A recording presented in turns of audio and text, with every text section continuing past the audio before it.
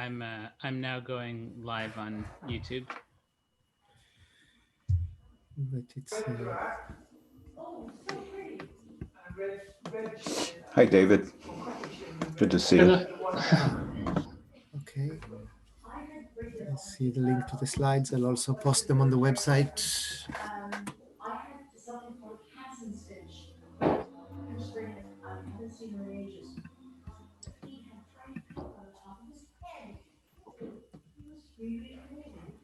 There's some background noise talking that I can.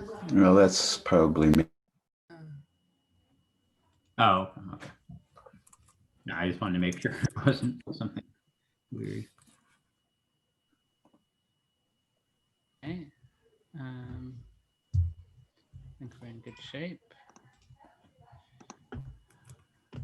I'll hand back over to you, Thomas. Yeah.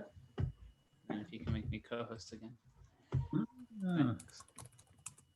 Maybe make Makiko Sasada also a co-host during David's talk, so if he wants to chime in or anything.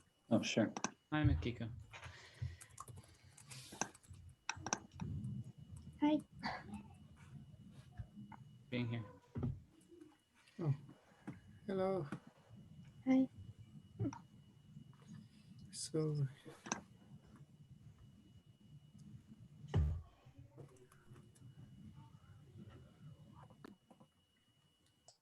And I guess the order of talks in the short session is Xuan, Sourav, and Lingfu. I think Xuan is already on. She's a co-host.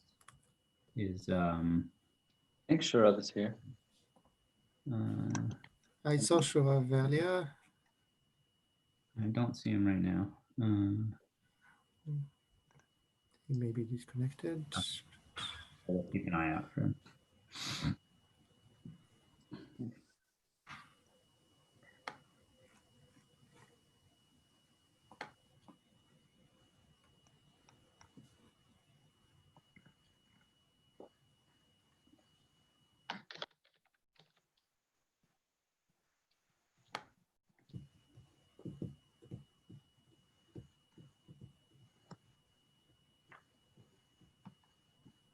People should feel free to turn on their video. It's fun to watch. See all the nice places people are. I'm in Hawaii right now, as you can see, based on my background. Or it's also possible that I'm in my wife's childhood bedroom, but we'll say I'm in Hawaii.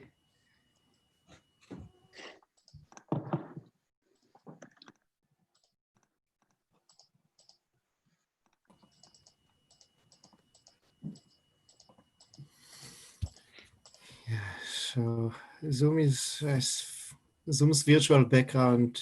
Ed, is that a virtual background, or is that's quite pretty? No, it's failing spectacularly on my computer. Here's what happens if I turn it on. Ed, that is an amazing view you have.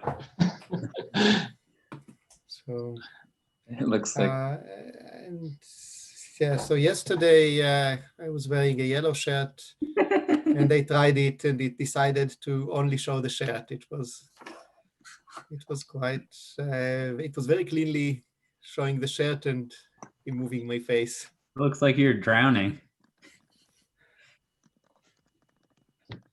And James, is that a cricket match? Okay. Very nice. Homer, yours reminded me of that picture of Homer Simpson disappearing into a bush. I don't know if you've seen that. So I guess it's Time to start. time to start. Sure. All right, so thank you all for joining. Anyone who is going to speak or have their video on should know that this is being recorded and live streamed. They'll be warned. So it's a pleasure to have a few more talks today. First talk is going to be by David Croydon, and he'll speak about some joint work, I know at least with Makiko and perhaps with others. David, do you want to share your screen? Yeah, I can do that.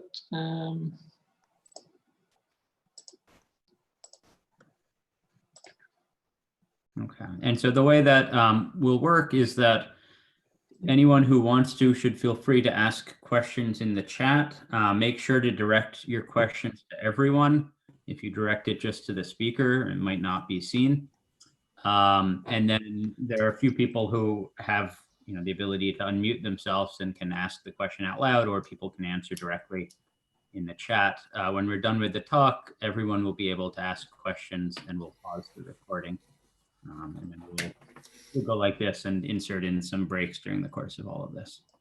Okay, so David will tell us about invariant measures for KdV and Toda-type discrete integrable systems. Okay, so, well, thanks for the introduction, and, well, I guess everyone else for turning up.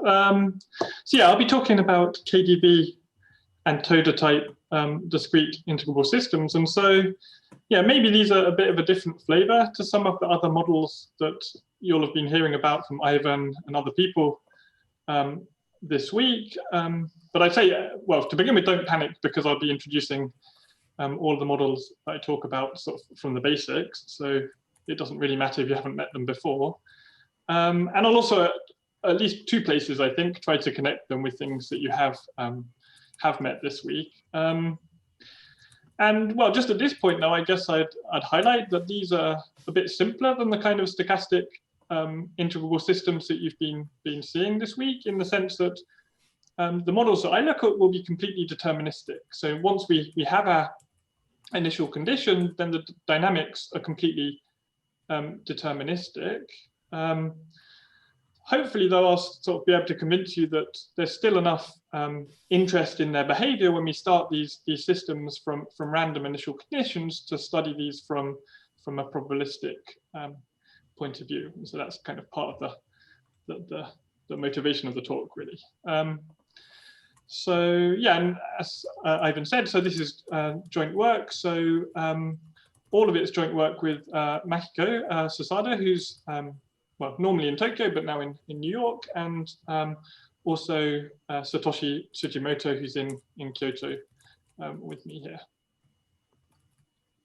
Okay, so before I get to the discrete systems, I thought I'd just kind of remind people or introduce people about the sort of underlying continuous systems that these are meant to be related to.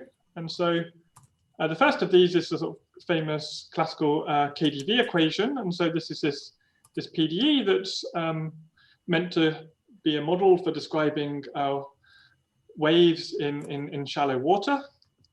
And so in particular, it was introduced to study sort of the behavior of solitary waves, so solitons in sort of narrow canals. So here we have a picture of a weight being dropped.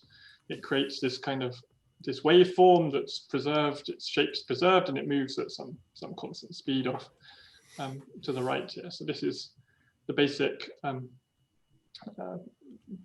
interest in the KdV equation. A priori, it's not really related, or doesn't appear to be related, is this Toda lattice equation. And so this is a model of a one-dimensional crystal. So here we have Pn representing the momentum of the nth particle, Qn representing the displacement from its equilibrium, and we have some coupled differential equations to describe their dynamics. And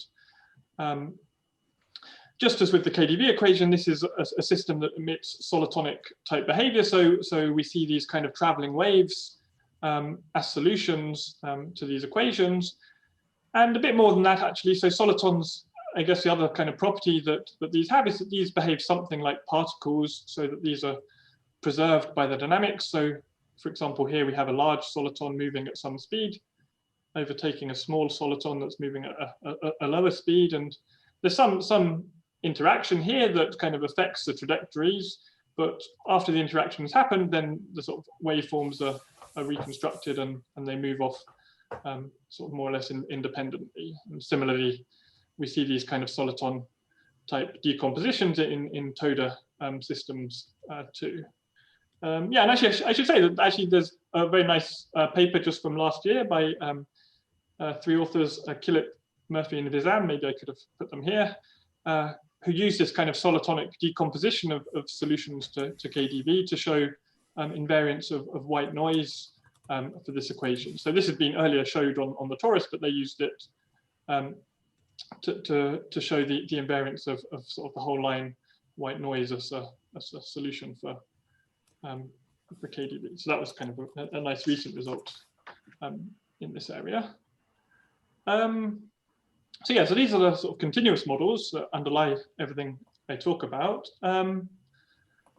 The discrete models, I'll start by introducing, are gonna, well, the simplest one that I'm going to talk about is the so-called Boxball system. And I'll talk about other systems later, but in a sense, if I go quickly and you don't kind of pick up the details of those, that doesn't matter. You can kind of keep this in mind as a sort of canonical example of most of the things I talk about later.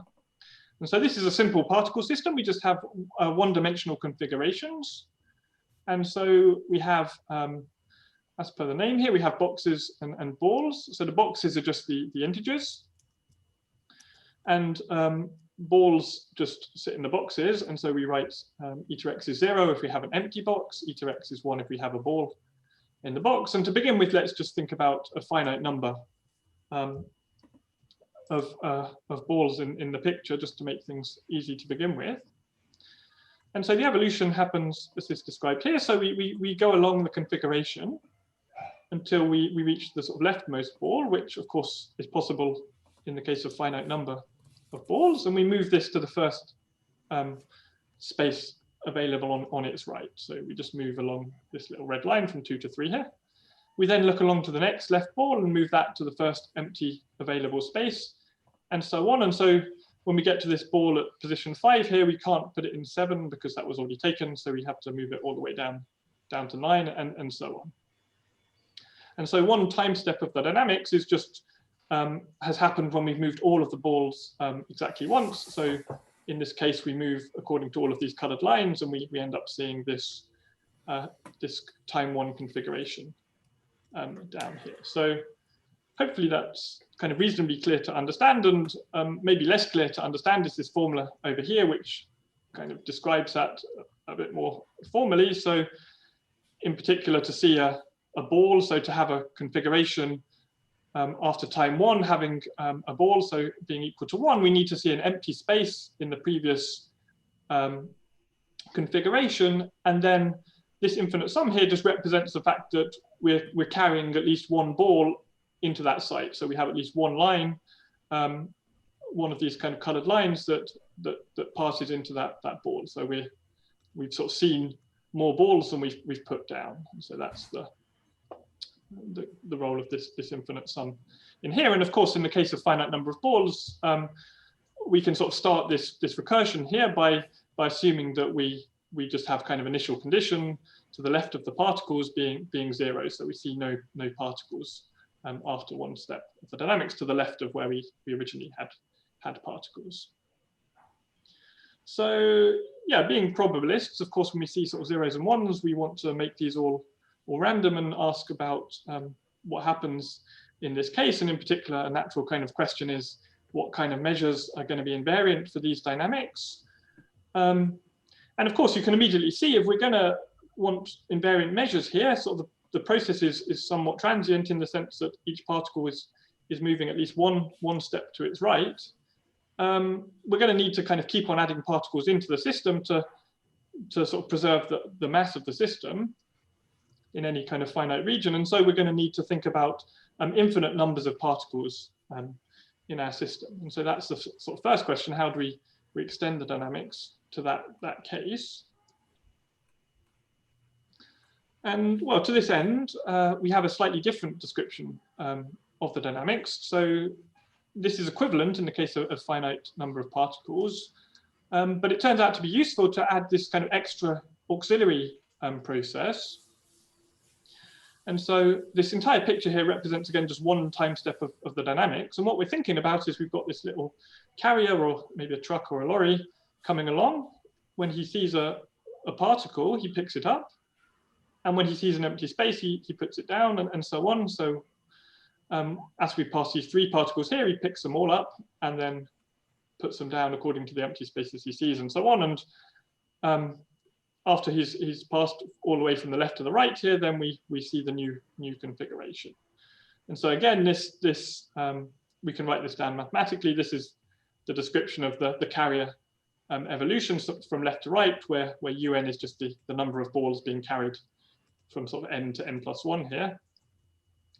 And it's kind of easy to see if you think about it for a moment or two, then actually this carrier process is exactly the number of arcs that cross over the relevant interval in this picture here, and it actually represents the same thing as this infinite sum that we had here in this finite ball case. And so that's why we can write down the dynamics in this way when we have this carrier variable. And so in a sense, we haven't really done anything here apart from change the language a little bit in the finite ball case. And our problem has become whether we can define for a given configuration this carrier process. And so this is a natural first question, and the answer is in general no, we can't do that, and even if we can do that in general we can't do that uniquely. And so this is a first kind of problem of this system. But nonetheless, if we're thinking about invariant measures, you can hope that if we can do this in some sensible way, then we will be able to iterate this and continue on for all time. I mean, that somehow the configuration after one time step will be suitably nice to enable us to do this again, and we can fill out some kind of lattice of variables here. So we have some configuration at some time, we construct some carrier that kind of corresponds to this configuration, and we use that to define the new configuration. And it's kind of easy to see that, again, somehow, if we can define all these variables, then we can write down the dynamics in some sense locally, in the sense that at any particular space-time point, if we know the particles that were there originally and the amount of balls brought by the carrier, then we can just compute the amount of balls taken away by the carrier and the amount of balls left at that location. And this is the formula for doing that. It's not that enlightening to look at the particular form, but that's exactly what this is describing according to the dynamics I just described. And so this kind of system of solution equations that I've written down is known as the ultra-discrete KdV equation, for reasons that I'll say in just a second or two. And I'd also just like to comment that this is just one version of the ultra-discrete KdV equation. So there's other kind of particle systems that you can imagine. You could, so the 1 and the infinity subscripts here refer to the fact that I only allow one ball in each box, and I allow the carrier to carry an unbounded number of particles across any location. And it's not very difficult to imagine ways in which you can generalize this to allowing, for example, J balls in a box, or restricting the carrier to holding a maximum capacity of K, for example. And we can write down the corresponding equations in these cases as well. And we'll be able to deal with these generalizations in a similar way to what we do for the simplest model. Yeah, and so here's the questions that I want to talk about today. So first of all, can we actually solve these equations? So what kind of conditions on the initial configuration do we need to be able to actually find uniquely solutions to this system of equations? So that's the sort of first question that we've got here. And so I'll answer that both for this BBS system, but also for other related systems. And then I'm going to talk about the sort of simplest kind of invariant measures. And this is in the case of when we just ask for the initial condition to have a product measure, so namely the IID. What measures of these are invariant for the dynamics. And of course, in the simplest BBS case, the only possibility is just some Bernoulli marginals here. But in the more sophisticated models where we allow variations in the box size and so on, then we'll be able to see a richer class of invariant measures that I'll talk about. Yeah, a couple of things that maybe I just wanted to note, but I won't want to talk about, I'm not going to have time to talk about today, are put down here as well. So there's been a couple of other nice developments in this area related to this kind of solitonic type picture. So this traveling wave type decomposition of solutions that you can see. So similar to the continuous KdV equation, we can see solitons in the BBS. So in this case, these are just strings of consecutive ones or zeros. So here you can see this string of length 3. It's just progressing forwards when it's in isolation at speed 3, and this one here is moving forwards at speed 1, and you can see that these are interacting and then recovering after the interaction. So it's very much like the solitons we see in the continuous model. And yeah, there's been a very nice paper recently of Pablo Ferrari, Nguyen, Rolla, and Wang, where they use a soliton decomposition like this to give a very rich class of invariant measures for the system. And so this is just to really highlight that the kind of invariant measures I talk about today are a very special sort of subclass of these invariant measures. And yeah, this soliton decomposition is a very useful thing for other kind of properties. So another direction in which we've been looking is hydrodynamic limits, and so this soliton decomposition here turns out to be useful for that as well. But like I say, I'm not going to talk about these things today, but if you're of course interested, I'm happy to talk to people another time. So what I am going to talk about though is a whole collection of related systems. And so here's kind of just a picture to show where they all fit together. So in a sense, you don't really need to learn what all of these systems are today. It's just maybe helpful to know that there's a whole collection of these systems that sort of sit between the Boxball system and the KdV and the Toda system up here.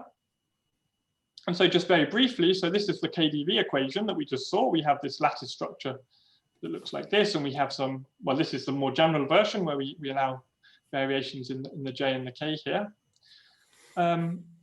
And I should say also more generally, so of course for the Boxball system, it makes sense to talk about integer variables, but more generally, that's a restriction you don't need. You could look at this system for R valued variables, both in terms of the parameters here and in terms of the actual configuration and carrier variables here. So yeah, there's no particular problem with dealing with these kind of generalizations in the same way. And there's also kind of multicolored versions which correspond to higher dimensional versions of the systems, which are kind of interesting, but again, just for time, I won't talk about the details of those. So this is a system we already saw. So between that and the KdV equation, we have this system here, which again, I'm not going to say too many details about, but this is a system that arises from some natural discretization of the KdV equation. And actually from this system, we can, by some suitable continuous limit, get back to the KdV equation. And so this is really quite closely connected to the original continuous model. And it's also connected to the ultra-discrete model in the sense that if we take some ultra-discrete limit, which is maybe for people in statistical mechanics more naturally called a zero temperature limit, if we just make some suitable exponential change of variables and let epsilon go to 0, then we can recover this ultra-discrete KdV equation that I wrote down here. And so that's the sort of connection between the continuous model and the sort of BBS that I introduced. And so that's the sort of KdV type systems. On the other hand, I mentioned the Toda equation. So here's the connection between the systems, and probably the easiest way to see the connection is via the BBS, the Boxball system. And so, yeah, to describe this, what we can do is think about the configurations of the BBS, not in terms of the zeros and ones, but in terms of the lengths of the consecutive zeros and ones here. So Q would represent the sort of lengths of the consecutive balls, and E is the consecutive zeros here, or empty boxes. And so I've got kind of 3 blacks, 2 whites, and so on. So I just write these down as kind of these integer lengths here. And this is going to be my new configuration, something that looks like this. And it turns out that we can, again, describe the dynamics just in terms of some lattice. So now I've got sort of 2 inputs for the configuration plus the carrier. And I get sort of 2 inputs or 2 outputs plus the carrier out here. So I get kind of a different lattice structure, but again, I can describe the sort of evolution of the system via this kind of local set of equations. And so this is the ultra-discrete Toda equation. I also have kind of a positive temperature version of this. So this is the discrete Toda equation. And again, this sits naturally between the Toda continuous version by a continuous limit and the ultra discrete equation by taking kind of a 0 temperature limit. And so this kind of ties together all of the pieces on the Toda side and the KdV side here. And I should say also there's connections kind of horizontally in this picture as well. So at each of the continuous, the discrete and the ultra discrete levels, there's kind of ways of connecting the two systems together. And so, yeah, it kind of makes sense to group them together as a class of systems to try and study in one kind of common fashion. And so that's why, why I'm going to talk about these 4 particular systems today. Yeah, and just as a kind of connection, my first small connection, maybe small, to the other kind of talks that you'll be hearing about hearing from today. So just last year, there was again very nice work by Jeremy Castell, Daniel Remenick, who connected the KPZ fixed point equation to the KP equation. And actually, the KP equation is a 2-dimensional version of the KdV equation, and there's all sorts of connections between the KP equation and the systems that I've written down here. So, for example, both the discrete KdV and Toda equations are just or can be obtained from natural discretizations of the KP equation. And so, yeah, maybe it's kind of a larger, grander point. I mean, it kind of seems like maybe it's kind of a general topic of interest, maybe to start thinking about how these discrete integrable systems or deterministic integrable systems that I talk about, whether there's any kind of particular deeper connection with the kind of stochastic integrable systems that you are meeting in the other talks over the rest of this week. And I'll give one very small connection later on in the talk, but yeah, I don't pretend that this is giving any particular deep insight into to why everything sort of ties back up to the KP equation as they do. So yeah, so that's kind of the models. Actually, before I go on, I just wonder, like, how much time do I have? I don't know what time I started. So you started about 20 minutes ago, so you have about another 20 minutes. Okay, that's fine. That's kind of roughly what I was hoping. So yeah, hopefully I managed to say everything I want to say. So yeah, so the goal of the rest of this talk, so we've now introduced the models, so we've got these lattice systems, and what I want to do is explain 2 things, basically. So first of all, a general method for solving these lattice equations. And then secondly, a general method for identifying IID type invariant measures for these systems. So those are the sort of 2 main topics I've got left. And really these are in somewhat independent directions, I should say. But of course, at the end, they tie together to prove the invariance of the measures that I want to prove. And so, yeah, so the first part of this mission is to try and solve the equations. And so this is a deterministic exercise, actually. And so everything I'm going to say for the next 10 minutes or so is going to be completely deterministic, and it's going to describe a general method for how to solve these equations based on a certain way of looking at configurations in terms of a certain path encoding.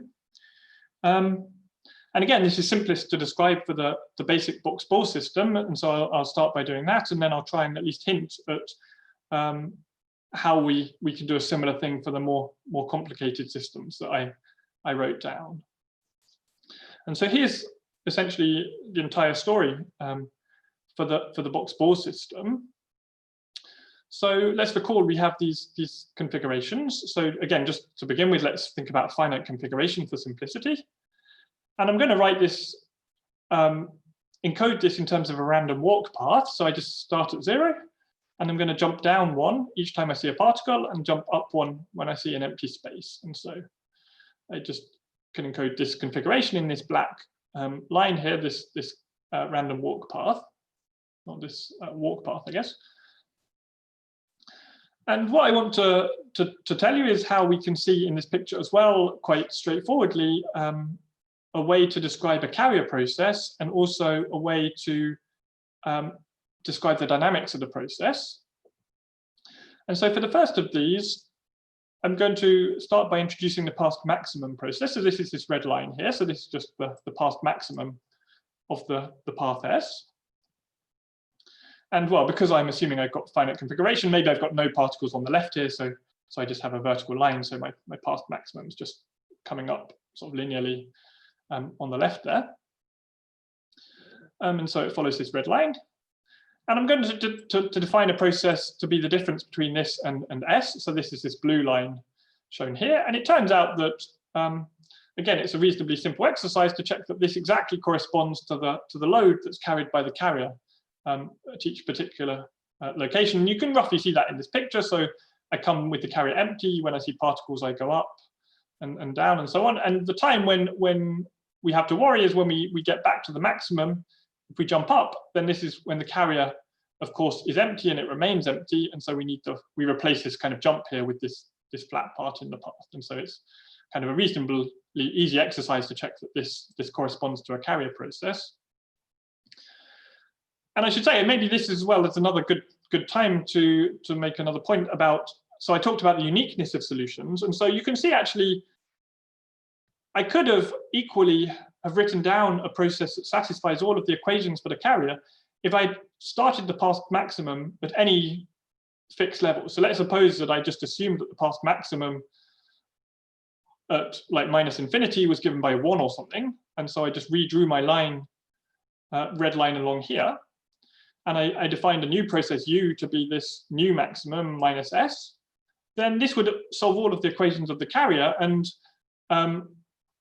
so I could use that to define the dynamics, just as I did before from the equation. And whichever carrier I choose, the dynamics of the system is then going to be described by reflecting in this choice of path maximum that I choose. And so in particular, this is just the reflection in the path maximum. So probably the most natural choice, and the one, well, it is the most natural choice, as I'll justify in a minute, is the real path maximum. This is going to be the choice that we make. If we reflect in this line, this gives us a new random walk path. And so again, the down jumps correspond to particles. And it turns out that this new configuration exactly corresponds to the BBS dynamics here. And so these other carriers, so why do I choose this one? So somehow if I choose a different version of the path maximum in the way that I just described, so actually what that would mean in terms of the dynamics is that the carrier would be sort of coming down linearly from infinity. And so it means sort of bringing in some infinite number of particles from -infinity. And so, I mean, for physical reasons, you can think that that's not a very sensible choice, but actually from purely mathematical reasons as well, as I'll describe in a slide or two, it also doesn't really become a very good choice after one time step of the dynamics, because actually, for example, if we start with paths that go off to -infinity down here, after one step of the dynamics, then we're outside of the domain of the system, of course, because this kind of reflects up to something that doesn't have a path maximum. And so this is a bad choice kind of mathematically as well, if we want to define a continued evolution of the process. And so that's why we rule it out mathematically.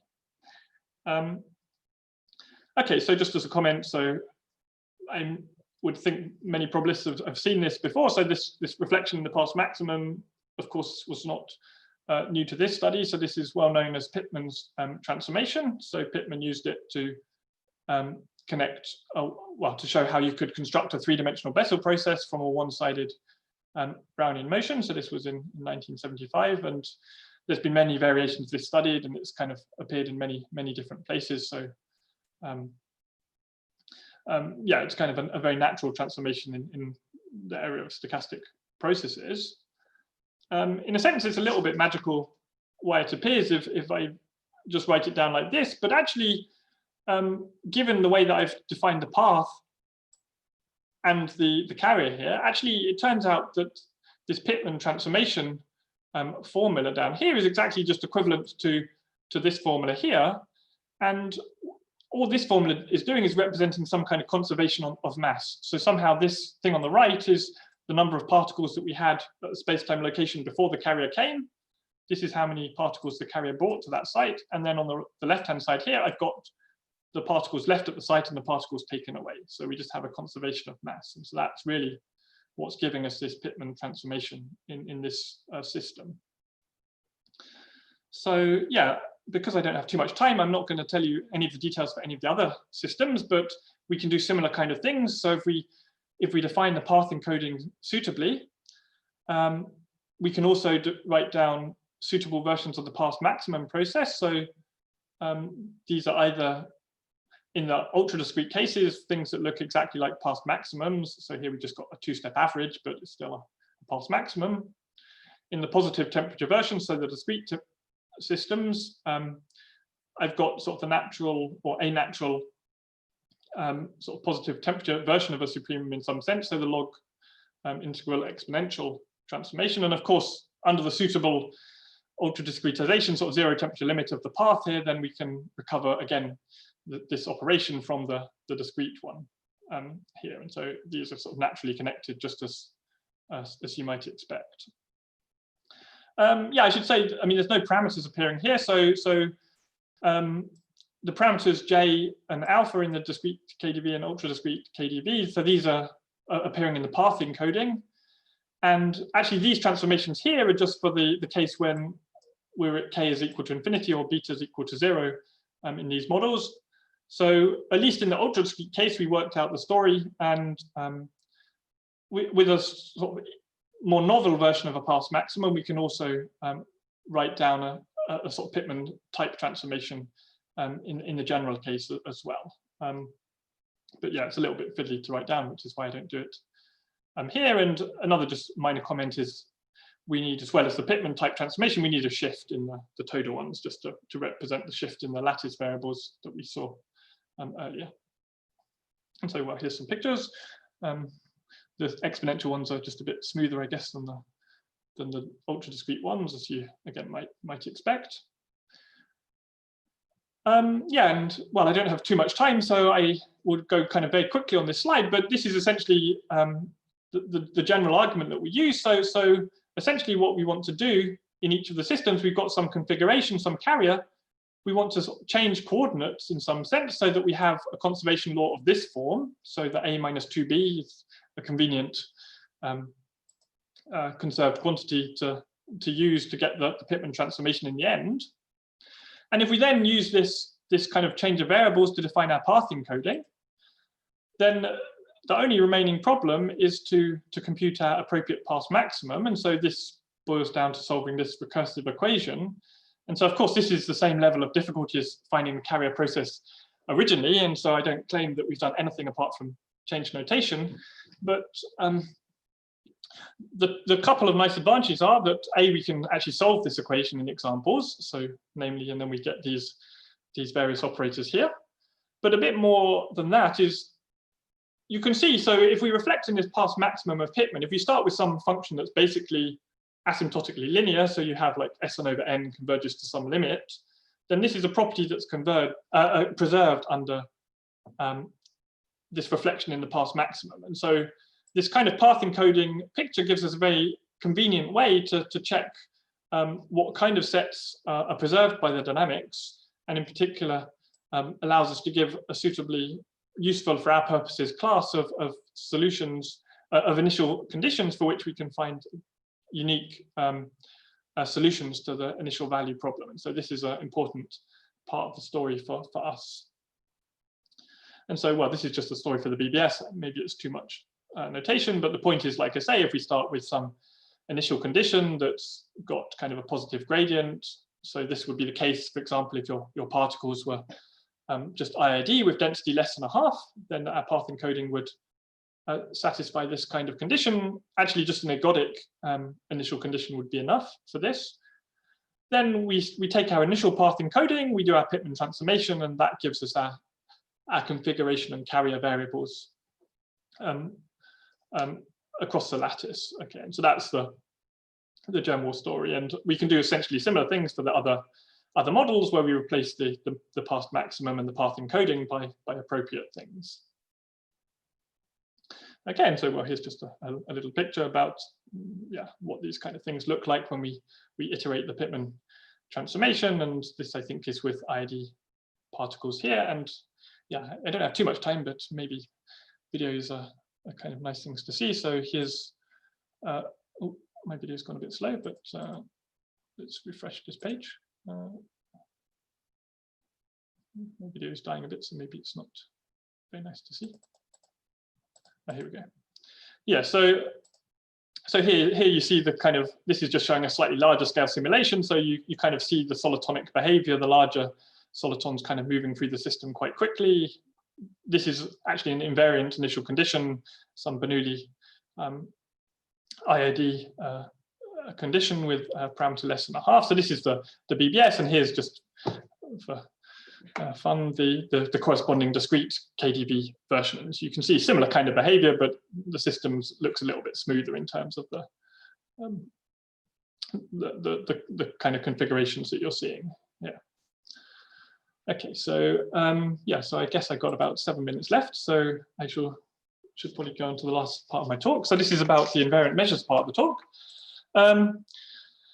And so again, very briefly, so what I talk about is just a small part of the work that's been done in this area in recent years, and maybe in some sense, the simplest part of the work. So there's been other nice work, particularly this kind of soliton type decomposition approach to studying invariant measures, which is of course a very natural way to do things. I can also say that by just looking at the stochastic processes that I defined, so this carrier and this path encoding, we can also use kind of stochastic sort of natural versions of reversibility for these processes to study invariance of configurations, and these kind of arguments extend beyond the BBS to all of the systems I studied. So this is another convenient viewpoint. But today I want to just say a little bit about what we did about invariance based on the lattice equation type picture. And so here's again a sort of simplification really of our main result, but it sort of does the job for the BBS and the variations of that we studied.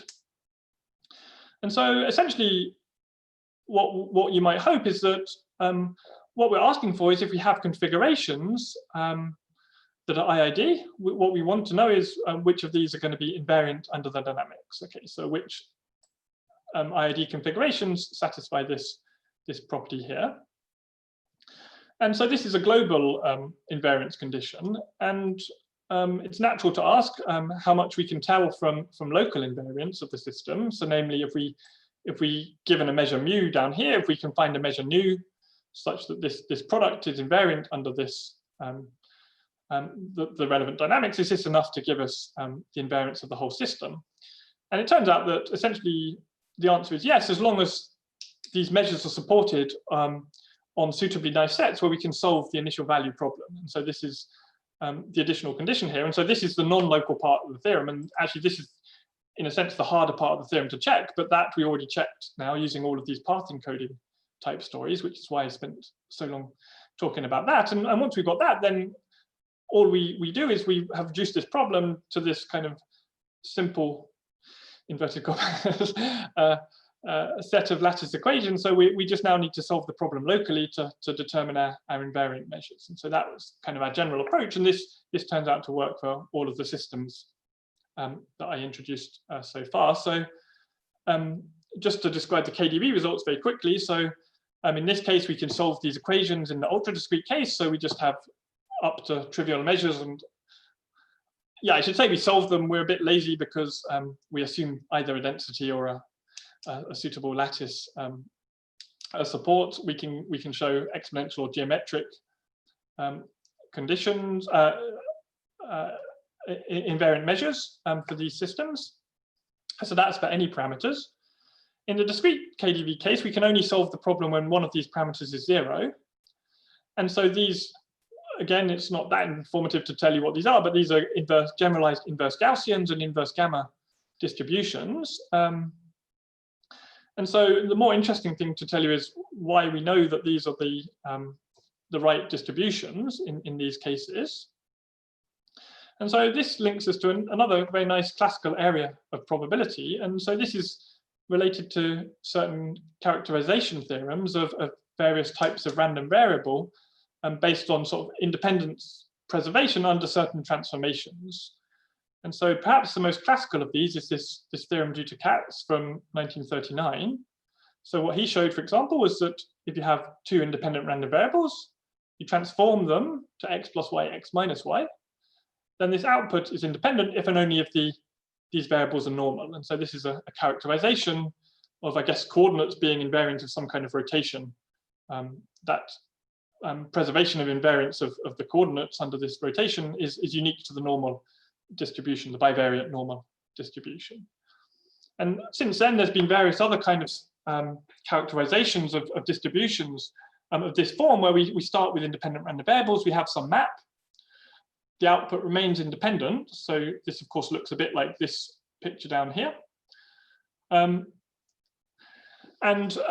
Linking this kind of invariance of independence under given maps to particular distributions. And so in the discrete KdV case, the kind of relevant theorem we could kind of read straight off the books is this one here by Litak and Veselovsky, which is for positive random variables, that says if we make the transformation output given by these two expressions here, then exactly this tells us we must have a generalized inverse Gaussian and a gamma distribution as the original marginals. And so again, this is quite a classical result that appeared in studies of exponential versions of Pitman's transformations and other places. Yeah, and actually, as part of what we did, so I said we could only solve the discrete KdV equation when the beta is equal to 0, and that's because we only have the path encoding in this case. We can actually solve the detailed balance equation. It's easy to check that this is a solution of the detailed balance equation much more generally, and maybe as a problem if you don't care about anything else apart from nice classical problems in probability is to check that this mapping, this discrete KdV mapping, is actually a characterization of the generalized inverse Gaussian. And so namely the only solutions to this equation are given by these form here. And then in that case, well, that would be kind of a nice result to prove. And actually I should say that in the ultra discrete case, essentially we prove that for the corresponding ultra discrete version of this map in our work up to technicalities. So yeah, and actually in our work from other discrete integral systems, we notice and can make other kind of conjectures about these kind of characterization theorems. The one final thing I wanted to say, I realize I'm kind of taking a bit of a liberty, is just a couple of words about related stochastic integrable systems. And so recently there's kind of a paper that pulled together various results in this direction and characterized all of the invariant measures of at least a class of polymer models. And so the basic sort of structure of their model was the following. So we have, again, a lattice system, but now the maps are random. So the sort of input can be, the randomness of the map can be represented by an additional random parameter here. And so the natural invariance locally, invariance condition locally looks something like this. And well, to solve this equation in this paper, what they did was they rewrote this map as a map with sort of 3 inputs and 3 outputs. So we put this random input down here, and we can express this new map in terms of a map R star and R star inverse. And it turns out that this invariance here is equivalent to an invariance of product measures under these individual maps here. And so this was used to characterize various invariant measures for these stochastic integrable systems. And yeah, I just wanted to say in the last minute or so here that essentially we can do the same thing for these Toda systems. So we can split the maps up in the same way.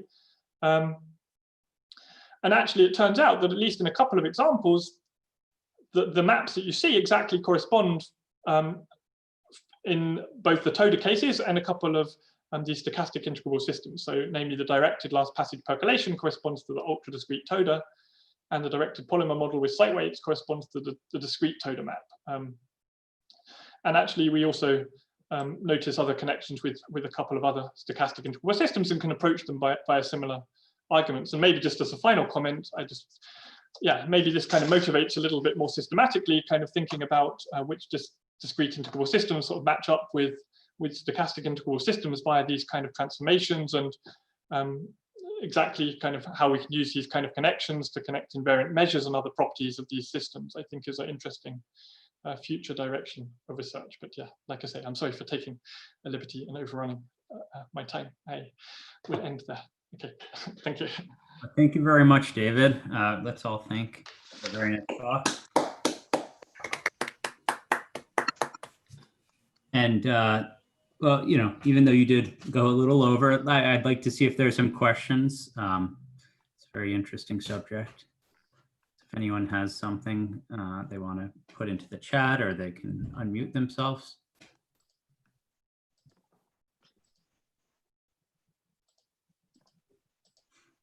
So, okay, while people are thinking, let me just explain. So we'll take a maybe let's say we'll take a break until 12:55. So whatever the time that is for you.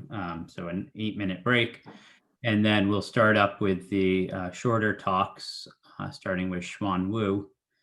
So anyone who wants to, you know, stretch or take a little bathroom break or get some water, feel free to do that. And meanwhile, if you have questions, shout them out.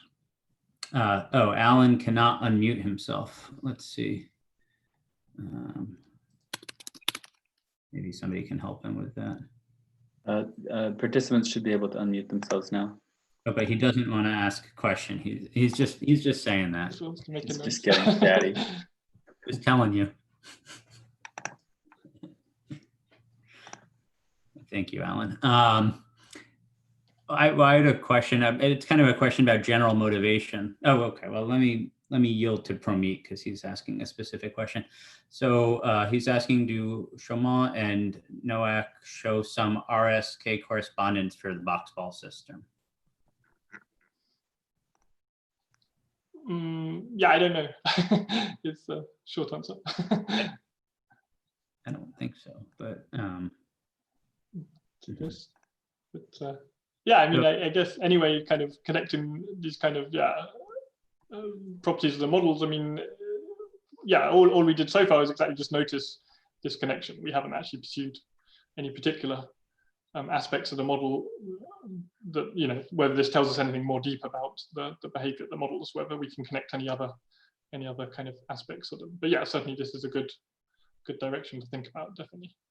Well, so one way to think about, you know, Promit, with your question, so the Boxball systems are analogous to stochastic vertex models in some way that's not entirely clear quite yet, but RSK correspondence deals not just with the stochastic vertex models, but with a sort of field for which a field in which you have partitions at every vertex of Z2, which evolves in such a way that certain marginals are these stochastic vertex models. So you could ask a natural question whether there is a version of Boxball systems that corresponds more than just to the length of the partitions, which is where these stochastic vertex models come up, but to the entire partition. That would be the analog of an RSK type correspondence for the Boxball system. So that would be some generalization, some sort of, you know, rather than having zeros and ones, or you would have vectors, or, you know, some sort of partition type structure at each location that would get evolved. It's an interesting question. You know, you could also ask, probably people have thought to some degree about higher rank Boxball systems, but maybe people haven't really thought about invariant measures much for this. Yeah, I think, I mean, a lot of the kind of generalizations of the model and connections with the sort of differential equation type picture has been studied in detail, but yeah, the probabilistic aspect of these, I would say, is, yeah, rather sparse, I think. So this whole story, I think, there's a lot of different interesting directions that people could go in if they're interested in learning more about these models, definitely, I think so. And I guess one of the sort of driving purposes of understanding invariant measures in probability is to understand hydrodynamics. And of course, here should be emphasized that hydrodynamics are much harder than, say, for exclusion processes, where once you know the invariant measure, it's kind of very easy to translate that into the hydrodynamic equations, right? So in the case of these discrete integrable systems, or even things like Toda, this is a hard question, right? Herbert Xuan has been doing some stuff on this recently, but and I think maybe you guys as well, but this is not an easy question, right? Yeah, actually, I just see in the comments. So yeah, Makiko indeed maybe answered Prameet's question here. So pointing to a paper entitled Boxball Systems and the RSK Correspondence. So yes, it seems like this is the place to learn a bit about this. I have no idea if it connects to anything that I said on this last slide, but. Mhm.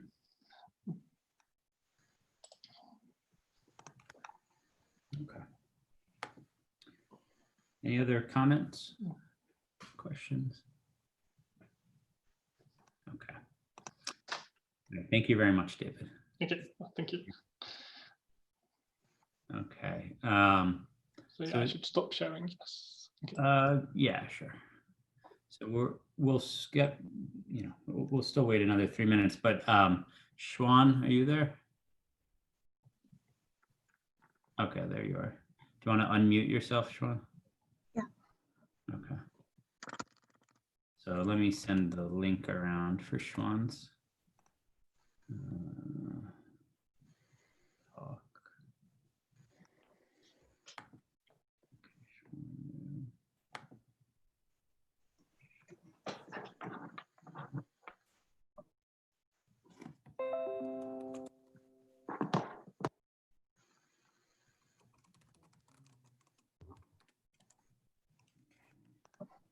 I just sent, for those who want to follow, Xuan's talk.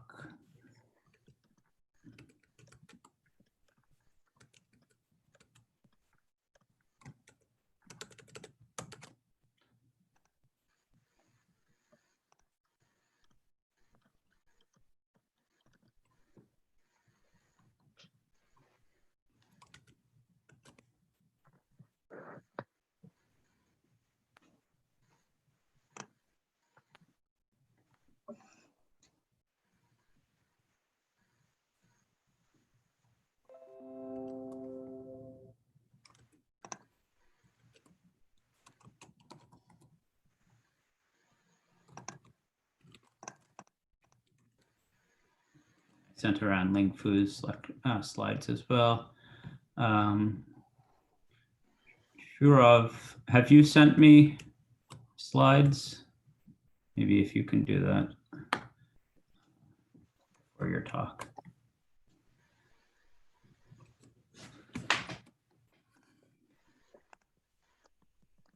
Xuan, do you want to share your screen?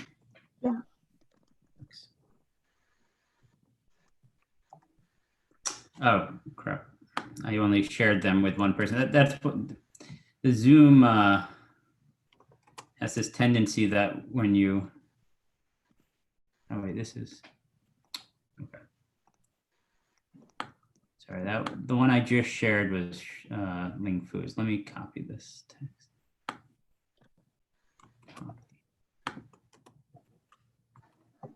That's fascinating. So Zoom apparently doesn't allow you to copy text from the chat. Just news to me.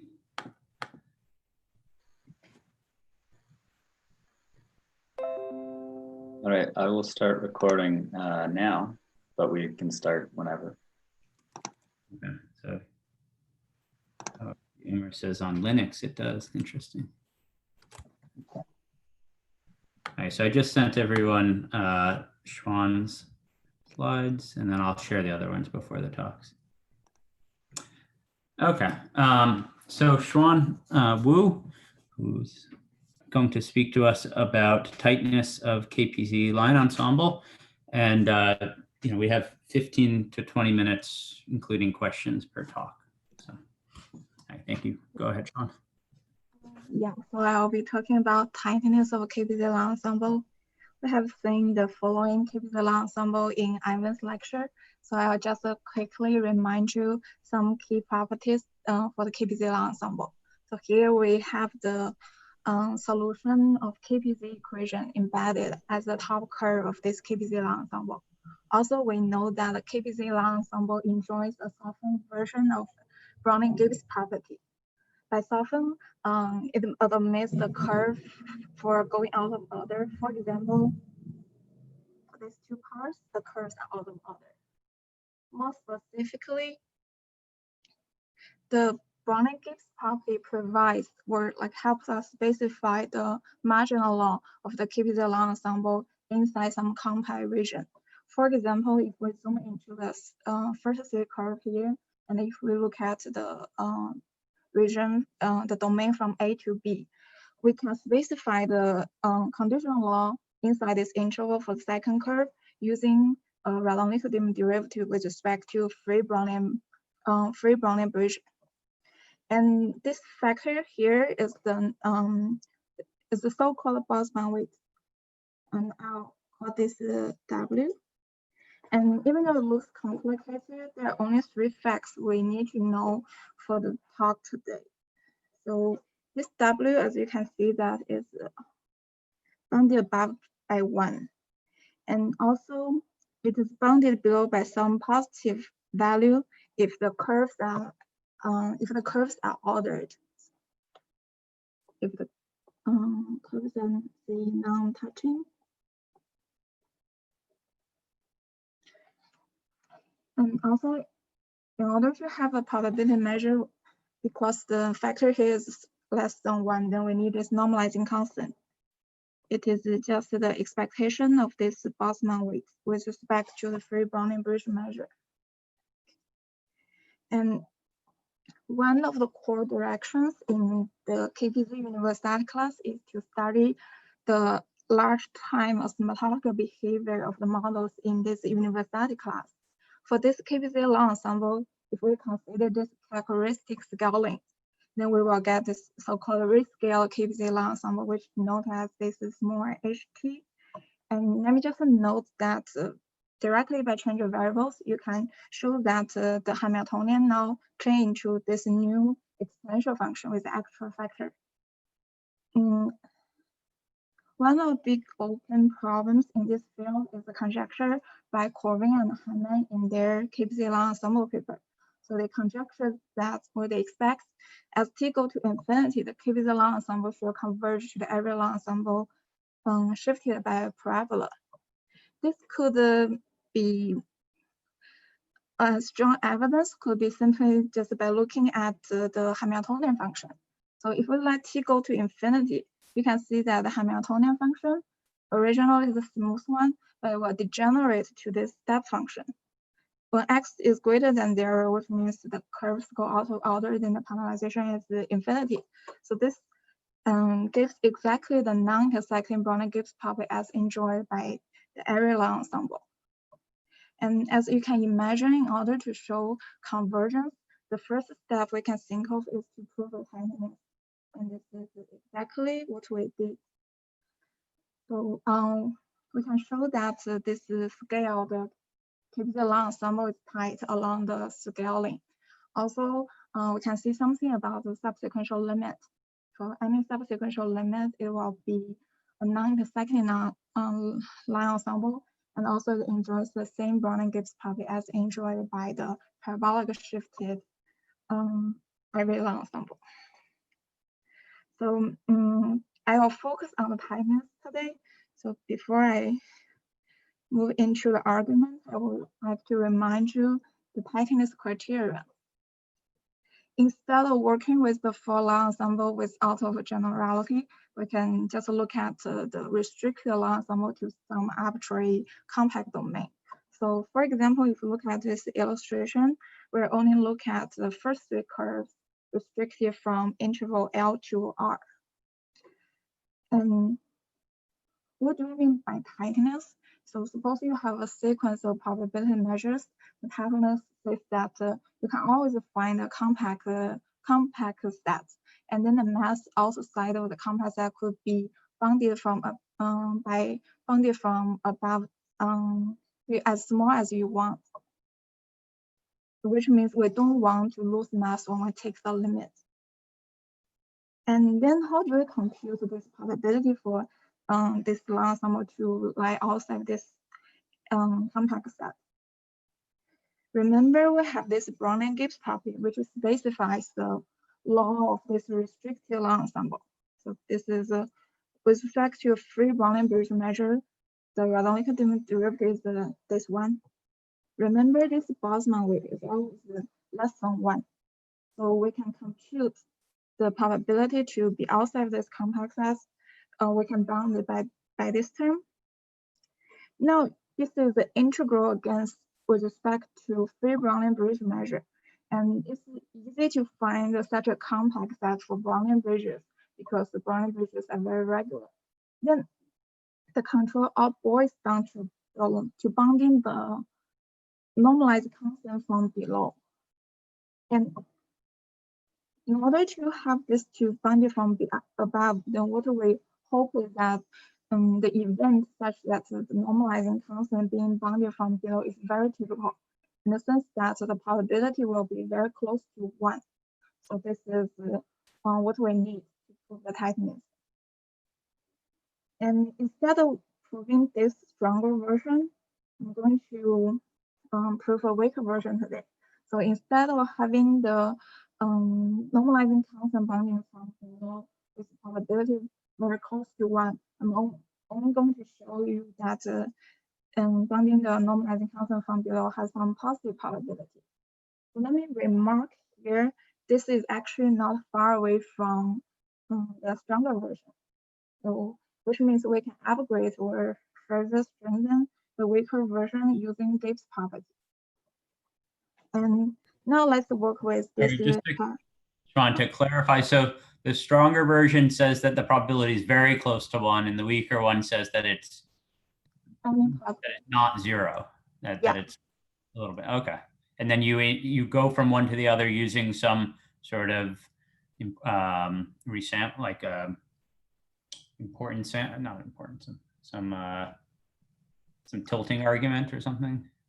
No, just a sampling. I will realize to prove to go from the weaker version. I will realize this normalizing constant as the Radon-Nikodym derivative instead of as the normalizing constant. So what I meant. The word I meant, and Alan reminded me, is size biasing argument. Is that what it is? Yeah. Okay. Yeah, this is exactly observation in the paper by you and Alan. I think it's a very similar observation. Now let's compute this probability. Let's try to find a lower bound. So let's recall that the normalizing constant is the expectation of Boltzmann weight. And as an expectation, suppose we can find some probability event such that with positive probability such that the Boltzmann weight is always bounded below on this event, then we are done. So instead, now we are looking for some probability event with positive probability. And the event E way that is the following one. So we restrict the curves H1 to H4 to stay in the yellow region. So we want them to be well separated. And if they are well separated, then the Boltzmann weight is definitely bounded from below. Then the question reduces to show that this probability event E is bounded from below, has a positive probability. So now I'm going to use the Gibbs property to obtain a lower bound for the probability of this event E. Before I show you the argument, I want to list the main ingredients I'll be using. So we have already seen the first two in Ivan's lecture. The first one is stochastic monotonicity, and then the second one is a resampling invariance provided by Gibbs property. So let me show you what do I mean by Meyer-Tail bounds. Okay, so let me recall you the event we want to control is this following one. So the first curve stays in, and this curve stays in the region respectively. So in measure, we want to have this such a configuration. We hope that we can give some buffer region for each curve and let them evolve and configure themselves. Then they will rise up to this region and then stay there. So instead to have them to evolve, then we need some initial condition. We need to have some starting point. this is my is exactly the starting point I set. And the three curves in the blue color are the restricted first three curves, and then the curve in the black color is the fourth curve, which serves as the boundary curve.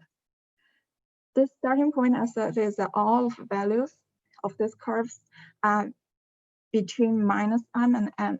So imagine if we set m to be large enough, and together with the estimates in the paper by Croydon and Hammond, they prove that all of the curves in the KdV ensemble, they are uniformly bounded. Then by picking m large enough, then this curve should stay in this region. Okay.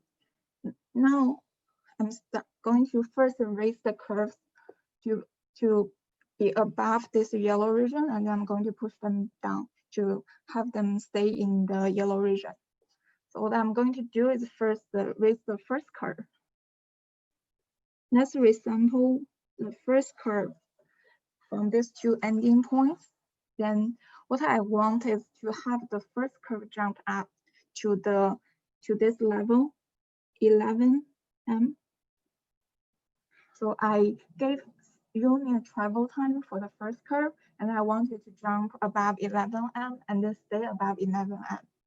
So which means I want to give a lower bound of this probability of this following event from L minus 2 R plus 2, the first curve, to stay above 11m. And why this probability has positive event has positive probability? Imagine we don't have the other curves. So suppose we don't see the second curve and the third curve, so on and so forth. Then this probability measure is exactly the free Brownian bridge measure. And for the free Brownian bridge measure, then there's a positive probability for it to jump to some certain level and stay above that. Then let's put back this curves. So due to the stochastic monotonicity, the presence of the lower curves will only push up this the first curve. Then naturally this event will have an even larger probability. So it will have a positive probability. And now I'm going to do the same thing for the second curve.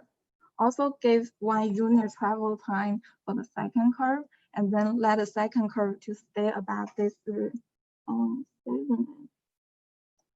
region, and then stay above that.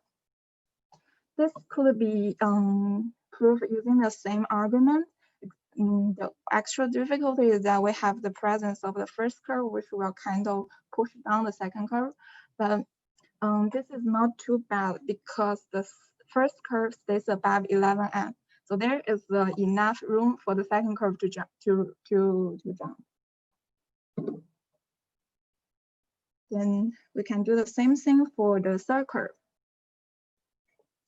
So now let's look at the region we want. We hope that the curve, instead of just sitting above this level, we also want them to stay in this yellow region. So which means we have to rule out the cases that the curve jumped too high. See the case here, the second curve jumps too high here. So we want to resample and then to force them to stay in the region. So the way I will do this in a reverse order. So I'll first resample the third one. Suppose the third curve rises above 5m, then we can search from left to right. There is a stopping time such that the third curve will pass over this full m, and there's also another stopping time from right to left.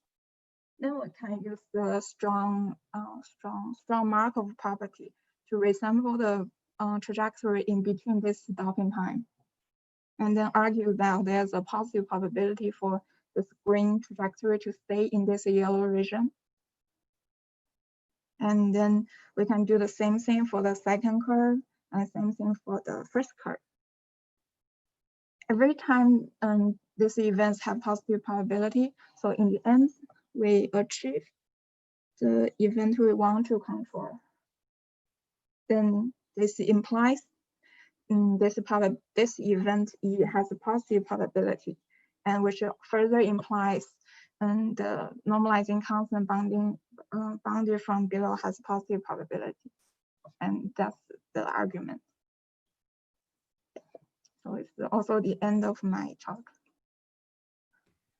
Okay, thank you very much, Xuan.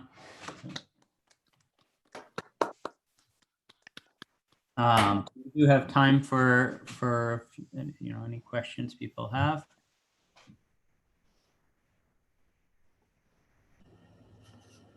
I had a quick question. Mm-hmm. So you'd like to prove a convergence theorem, I assume, and I'm guessing it's something you've been thinking of using some characterizations of area ensembles. What's the status of that? I think I might have some insights for that. Okay. So Xuan, so what you're proving is the tightness of the ensemble, right? And so the issue is showing that the limit is unique, right? Or that it is that there's a single limit, right? Yeah. So there are maybe two different ways. One is to show a uniqueness result for the Airy process, and then show that the Airy line ensemble, and then show that what you get out of this limit satisfies that uniqueness property. Or the other is through formulas showing, say, that all of the finite dimensional distributions converge. It's not clear which one is easier, but I mentioned at the end of my lectures work of Dimitrov and Matetsky, which gives a characterization of the Airy line ensemble in terms of just knowing the top curve and the Gibbs property. So in a sense, this would reduce the problem to showing finite dimensional distribution of the KPZ equation to in its long time limit to the Airy 2-point process, which is maybe more manageable, though still a big problem. And Yeah, I guess what I was asking is if there's a significant difference between those two questions, and if there's a difference between which two questions?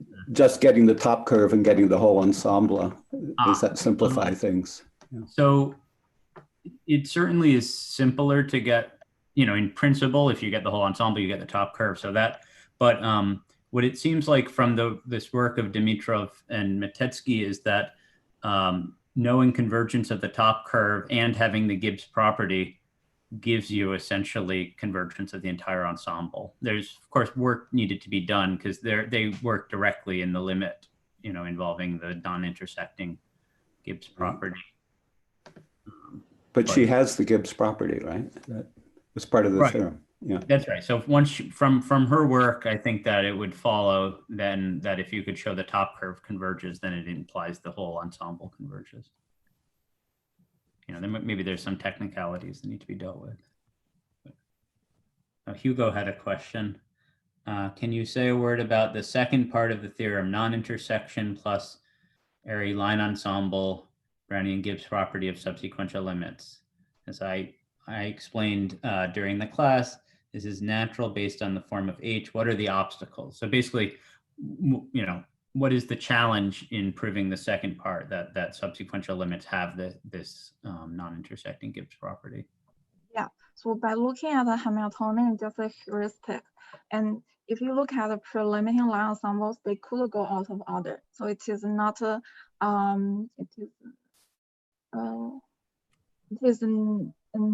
it's not just by looking at the Hamiltonian, it's not easy to draw a conclusion that the limit will be a line intersecting line ensemble. So along the limit, we need to give a uniform control of the event such that the two curves get very close to each other on an interval, has a probability, has a positive probability. We need to show that the curves which do go out of order will indeed have 0 probability in the limit.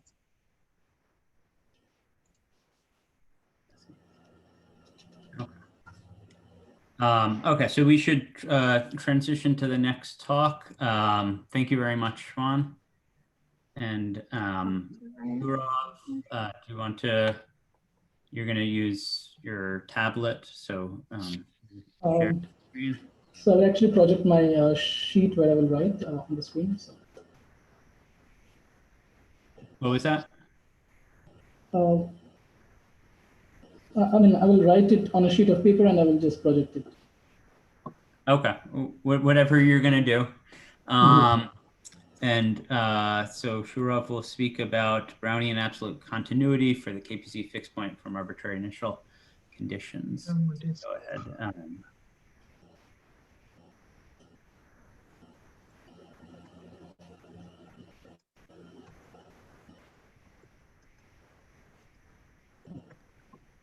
Cool.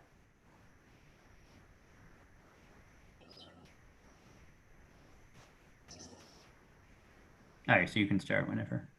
Yeah. Okay.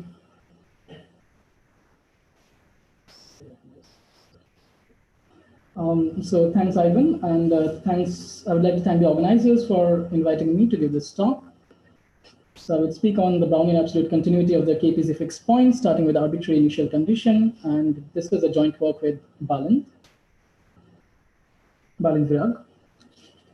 And please feel free to stop me at any point of time if you have any question. Okay, so I would just start by recalling some of the things that we have learned in this course. So first recall the airy line ensemble. So the stationary airy line ensemble was introduced by Ivan earlier this week.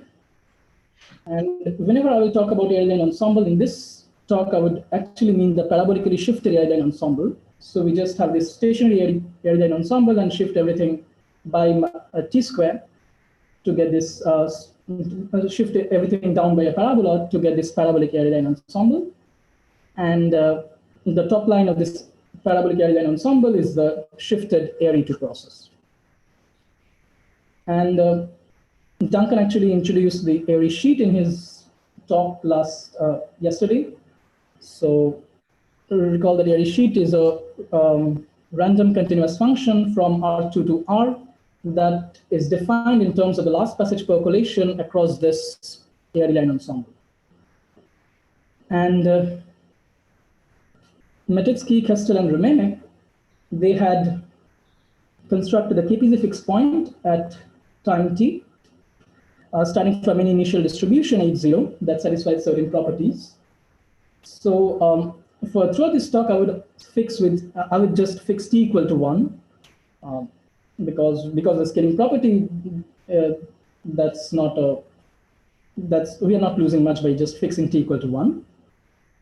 Now, then using the notations of the airy sheet and the directed landscape, the KPZ fixed point at time 1 can just be written in terms of the initial distribution and the airy sheet, and it just takes this simple form. So the KPZ fixed point at time 1 is the initial distribution plus the airy sheet from x to y, the supremum over all x. So if you think of it in terms of this picture, so we have the initial distribution H0 here, and we have the airy sheet in between. And for any point x, I move along the geodesic to y. That gives me H0x plus sxy, and I take the supremum over all x. Okay, so that's how one defines the KPZ fixed point. Now, just to go over a few special cases for special initial distributions.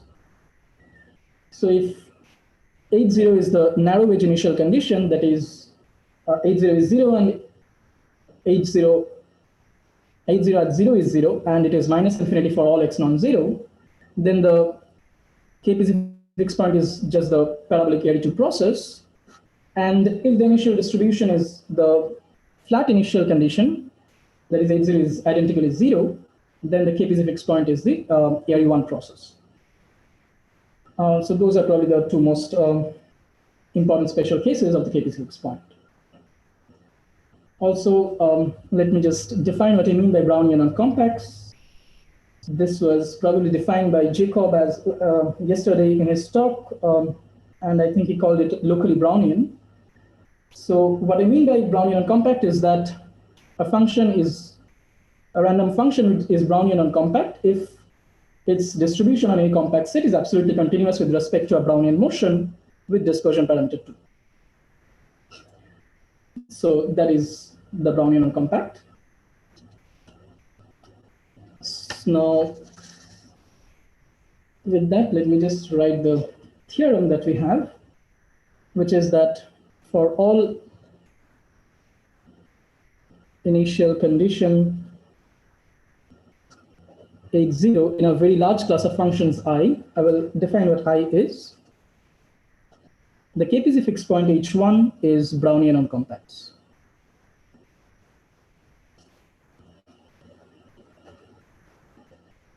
That is, it is absolutely continuous with respect to the Brownian motion on every compact interval.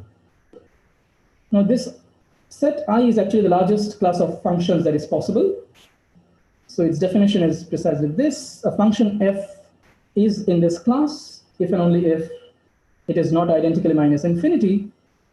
It is bounded above on any compact interval, and this quantity fx minus x squared over the absolute value of x goes to minus infinity as x goes to plus or minus infinity. And one can show that this is the necessary and sufficient condition that would ensure that the KPZ fixed point is finite for all y, if and only if this initial condition x0 is in this class of functions I. Okay. So is the theorem clear?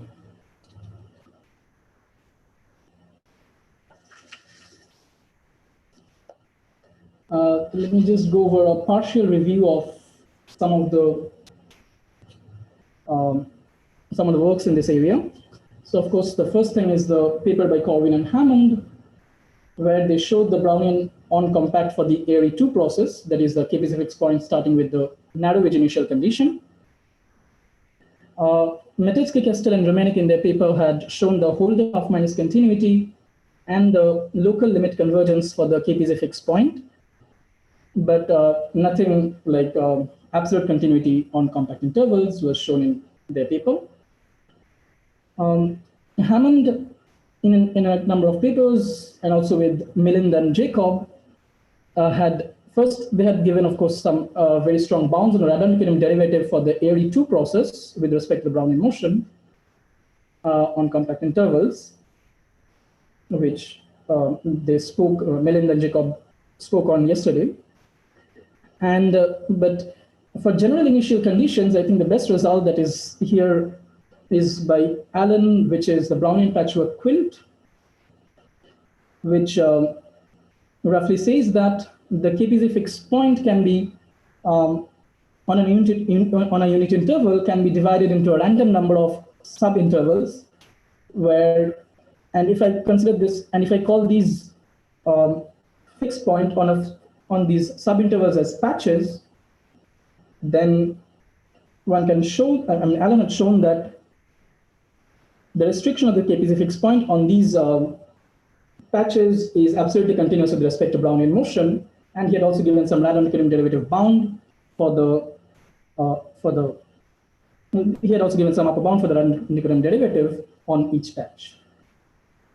So that's what I think the result was for KPZ fixed point starting from any arbitrary initial condition with a random number of patches, but one can then think of this theorem as reducing this random number of patches to a single patch. So the whole KPZ fixed point on the KPZ fixed point on a whole interval can be thought of as just, so the whole KPZ fixed, on the whole interval is absolutely continuous with respect to a Brownian motion. And some applications of this, I mean, there can be many applications, but a very quick application would be to just generalize the result of Johansson for the KPZ fixed point. So if you recall, one of the applications that Ivan had given for for the absolute continuity of the ARE2 process in his talk was the existence of a unique maxima for the ARE2 process. So one can, with this result, with the absolute continuity result for KPZ fixed point starting with arbitrary initial condition on every compact interval, one can then say that one can then show that KPZ fixed point is a unique maxima on any compact interval.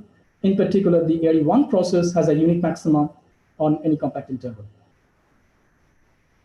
Okay. Any question to this point? Just check the. There was a paper I remember, Leandro Pimentel, that was somehow also about this unique maximum for general initial data. Could you just remark how this relates to what you're doing? Do you know the paper I'm referring to? Sorry, there's some problem with the. Sorry, I cannot hear your question.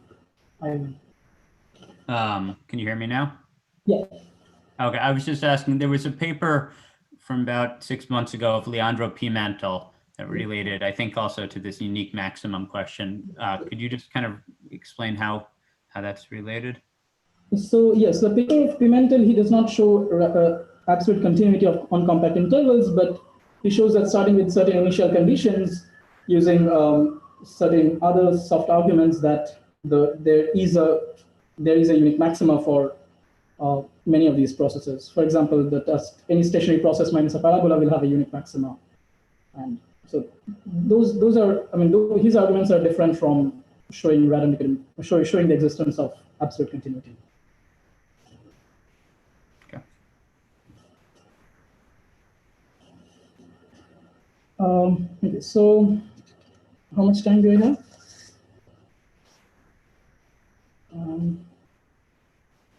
Okay, so I guess I have some. You have about 10 minutes, I guess. So in the remaining time, I would like to give some idea on how the proof works. So the proof will have two important components. One is, of course, the Brownian-Gibbs property of the area and ensemble.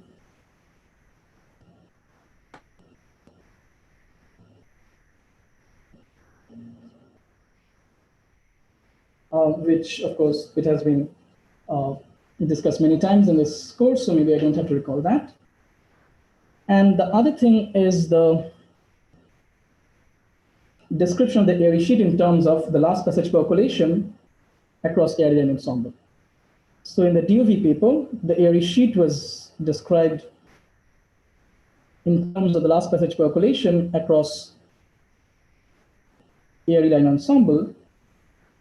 Now, these two things together, like an LPP across area and ensemble, and the Brownian-Gibbs property of the area and ensemble would together imply that the KPZ fixed point can be thought of as can be shown to be absolutely continuous with respect to some version of the Brownian last passage percolation. Now, what do I mean by a version of the Brownian last passage percolation? So if you just recall what the Brownian last passage percolation was, it is just starting from one point here and another point here. We look at the geodesic, look at an increasing path and just add up the increments and then maximize over all increasing paths. Now, this version of Brownian last passage percolation that we will have, if I call it a modified BLPP, is a certain last passage percolation where we actually give the individual Brownian motion certain push.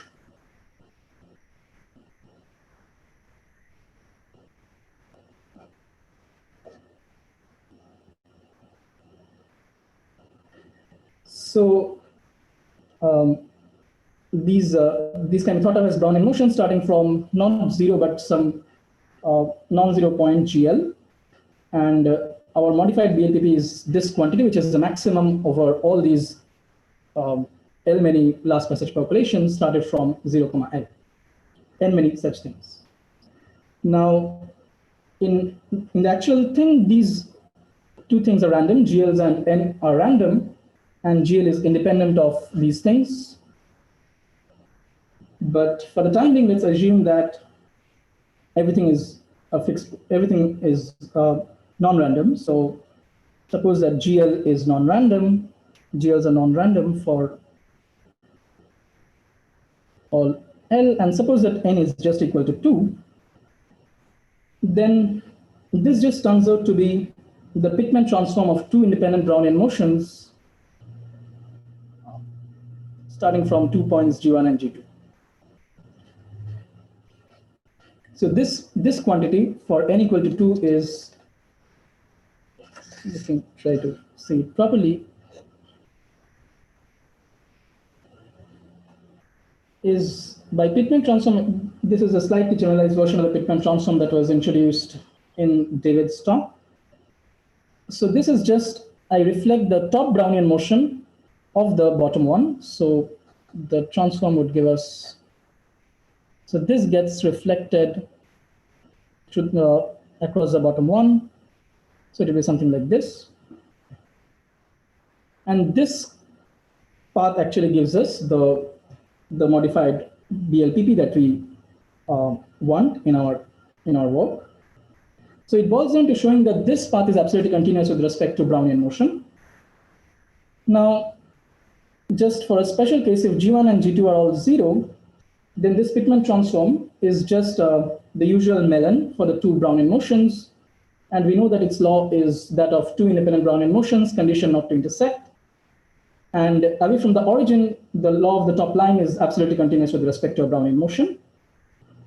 A similar kind of, so one can argue that if the Brownian motions are not starting from the origin, but are starting from two different points, even then, the distribution of the Pitman transform away from the origin is still absolutely continuous with respect to Brownian motion.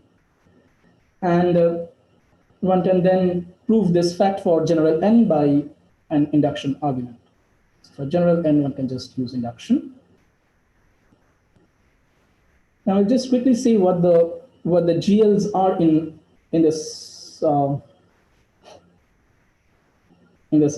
quantity. So if this is the area line ensemble,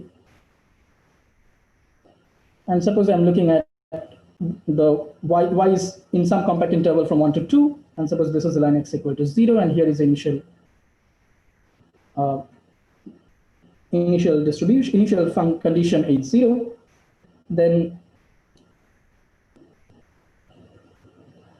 one would actually have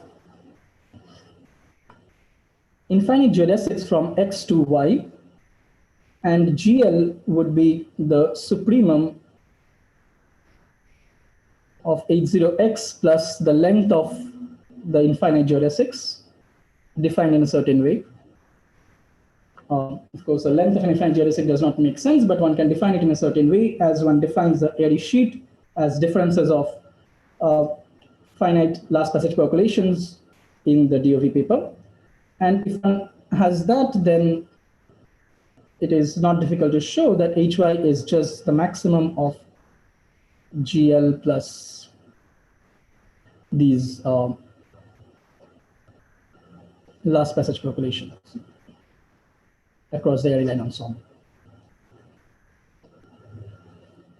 So now by conditioning on everything to the left of 0, one will have that this and this would be absolutely continuous with respect to Brownian motion, and these two things would be independent.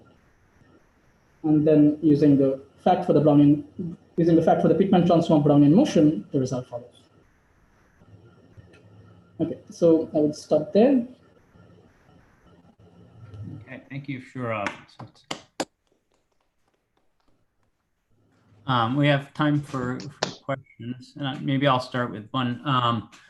So I guess if you took Brownian LPP with n equals 1, then and general initial data, it would just be looking at the maximum of a Brownian motion plus some function, and then maximizing over the value of that function, right?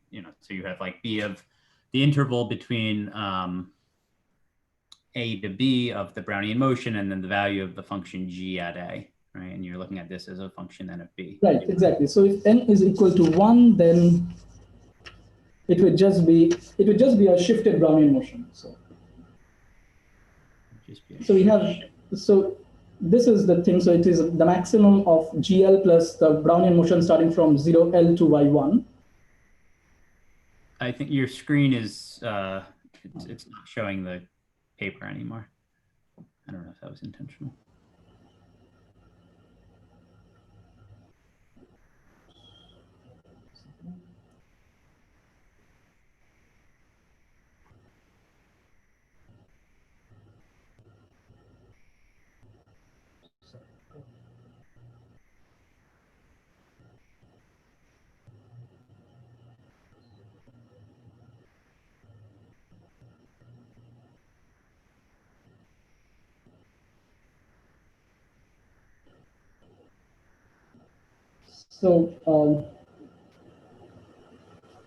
So for n equal to 1, this is just, so if here we have n equal to 1, this is just G1 plus B01 to Y1, which is just G1 plus BY minus B0. So which is just a shifted Brownian motion.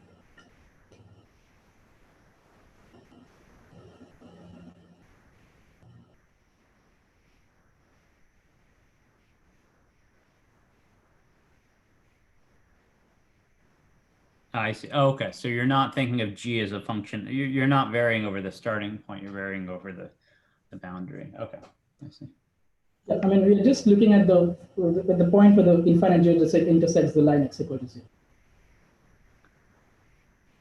All right, other questions? Sure, I've certainly enjoyed the talk. Could I ask, just obviously curious if you've got a nice result for very general data, you're only claiming the qualitative conclusion of absolute continuity. Obviously, in terms of the perspective I've developed, I'm curious if, you know, in narrow wedge, we have, as you kindly said, rather strong moment bound. Is that something that the technique you're working on has some prospect of generalizing to more general data? Yes, so so we have this work in progress, and we believe that the random encoding derivative starting from general initial data is also in LP space for every p positive. Oh, I see. Okay.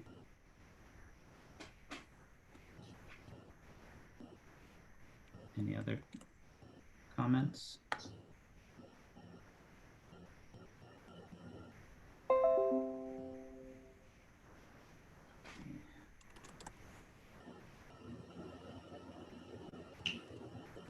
Okay, so if not, let's go to the last of these talks. Lingfu, I just shared his slides. There you go. Okay, so you can share your screen. Okay, sure. 1 minute. And then after Lingfu's talk, we'll take a brief, little stretching break, and then we'll do Sylvie's talk. Okay. Yeah. Can you hear me? Yes. Okay. So Okay. Lingfu will speak about empirical distributions along geodesics and last passage percolation. So go ahead. Oh yeah. Thank you, and thanks for the invitation. And so today I'm going to talk about the work that I am collaborating with my advisor Alan Sly, where again we study the exactly solvable exponential last passage percolation model in the KPD universality class, which we have seen a lot these days. The problem we look at is the convergence of the empirical distribution along the geodesic. So this is a problem more or less, I mean, the interest more or less arise from the FPP community, where we study this for the related exactly solvable LPP model. And our arguments use both non-exact solvable geometric arguments, while also rely on some results from the integrable community. In particular, we would use the local Brownian property and also the KPD fixed point. So I will explain this later. Okay, so let's, since I just have 20 minutes, maybe I will be a little bit fast and on very high level stuff. So let's look at this model. So the model we are studying is the two-dimensional lattice, the exactly solvable exponential LPP, which you have seen from the Shoshendu's talk yesterday. So for each vertex, you have the IID random variable, which has exponential one distribution. And then the passage times and the geodesics are defined in this very typical way, so that for vertex U and V, where V is in the upper right direction of U, you consider all the directed passes from U to V, so that the path can only go up or right. Okay, and for each such path, you sum all the weights along this passes, so that for you pick the path with the maximum total weight, and you call that the geodesic. And the passage time from U to V is just the maximum of all this total passage times. Okay, so this is a exactly solvable model, like maybe partially due to its equivalent to ASEP, and it also has this famous like 1, 2, 3 KP0 rescaling. So I'm just very quickly list some results of the exact solvability of this model, which many of you may have seen in the previous talks in this week. So it was first thing that the passage time, if you look at the passage time from 0, 0 to n, it's in the order of 4n, so that it's like 4n plus some little o of n. And then around 2000, following a series of breakthroughs using the RSK correspondence, people managed to identify the fluctuation as in the order of n to the 1/3. And then after you rescaling, the fluctuation converges weakly. And the limiting object is identified with the GOE Tracy-Whedon distribution. And then people also study the point to line profile, where you fix the lower end point to be 0, 0, and then you allow the upper end point to vary in the line x plus y equal to 2n. So you see that when you fluctuate in the spatial direction, you have this correlation length in the order of n to the 2/3. And again, the fluctuation is in the order of n to the 1/3, so that you have this rescaling limit after this n to 2/3 and n to 1/3 rescaling converging to the stationary area 2 processes minus a parabola. Okay, this is something we have seen a lot this week. Also, we would use that this area 2 process is absolutely continuous with respect to Brownian motion, following the work of Ivan and Alan in the paper of the Brownian Gibbs property of the area line ensemble. And things like the area 2 process is just the top line of the area line ensemble. Okay, so another thing that would be useful to us is something that Sourav has just mentioned, which is the KPZ fixed point. So in our setting, we can just state it as following.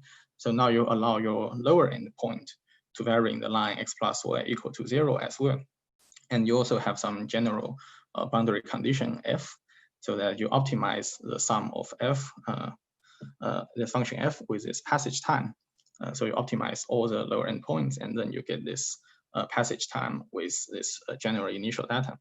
And so as long as your general initial data converges in the same rescaling, then this random function also converges, and the limiting object is just a KPZ fixed point, which I have just seen. And in the paper of Matejski, Costo, and the Remenick, they also gave formulas for this object. Okay, so these are just some exactly solvable results that would be useful to us. So let's go back to the problem that we are studying. So what we look at is this very local behavior along this geodesic. So you say you take the geodesic, so that's a maximum weight, the maximum total weight path from 0, 0 to n. And then for the vertex along this geodesic, you look at the constant size neighborhood. Okay, so you just take some fixed non-negative integer s, and then you look at the local neighborhood, like the air infinite ball of radius s. So you get some, so you look at all the random field in that ball, so you get some 2s plus 1 square dimension number. Okay, okay, and this is a random number. And then you for each that number, you give it a delta measure in the space R to the 2s plus 1 square. And then you look at all these delta measures, and then you average over them. So you have like from 0, 0 to n, you have like 2n numbers, to 2n vertices in your geodesic. So you just average over them, then you get the so-called empirical measure of this, which we denote as mu n s. Okay, so this empirical measure is just a measure in this space R to the 2s plus 1 square, while it's also a random measure. Okay. Okay, so the natural question that would arise is the limiting behavior of this random measure mu n s. So this was more or less from the FPP community, where people use this to study the local structure of this geodesic. Where in the FPP, like people are interested rather than the longest directed passes, is that they're more interested in the shortest path between a pair of vertices. And in general, people study the general weight case. So in general, in FPP, there is no exactly solvability, so making this problem like more untractable. So we study the same problem, however, in the directed last passage percolation case. I aim to mention that there is also some result by Eric Bates, which very recent will probably also be online shortly. That he studies this problem for the FPP case, where he shows that so in the FPP case for some family of general weights, that this empirical distribution converges. So in our case, like we on the contrary study the specific measure, which like specific weight, which is an exponential weight case in the directed last passive percolation setting. And then we show that the empirical distribution converges weakling probability. So this means that there exists some deterministic measure mu s in this 2s plus 1 square dimension space, such that this measure converges. Weakling probability. So that means that you can take some bounded continuous function f, such that the integral of f d mu n s, which is a random variable, converges in probability to the integral of f d mu s. So that's a main result of us. So far, any questions about this? So just to make sure I'm clear, so you're looking in the vicinity of the geodesic at the environment that you're seeing, and then you're averaging over the empirical measure. Right. So does this include the information of just what is the weight, so the empirical measure of the weights along the geodesic as well? Yeah. Yes. You just look at that includes the weights along the geodesic as well. So just a local randomness around a vertex in the geodesic, while this local randomness, like you only look like constant size spots. Okay. Okay. Is there any question in the chat? Or, okay. Okay. Let me talk about this. Some ingredients of the proofs, which might I don't know, like have something interesting as is reveal some information about the local structure of the geodesic. Okay, so the general idea is that we show that you have like a asymptotic independence. So it says that if you take two vertices along this geodesic, you call them V alpha and V beta. So they are just taking as, okay, you fix some number alpha and beta between 0 and 2. Then you look at the anti-diagonal x plus y equal to alpha n and the anti-diagonal x plus y equal to beta n. Okay, suppose that the intersection with the geodesics are V alpha and V beta respectively. Then you want to see that the local randomness around V alpha and the local randomness around the V beta are asymptotically IID.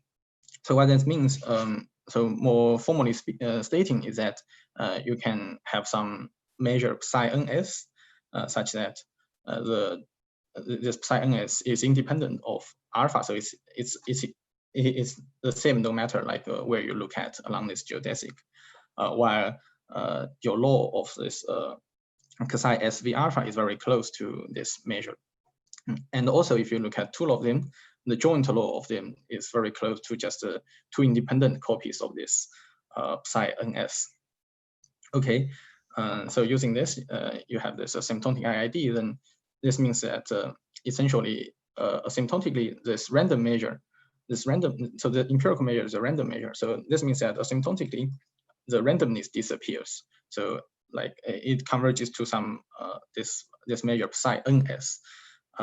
While for convergence, you need something slightly more than like the concentration. So this just is a randomness disappears, but you also need that the deterministic part also convergence.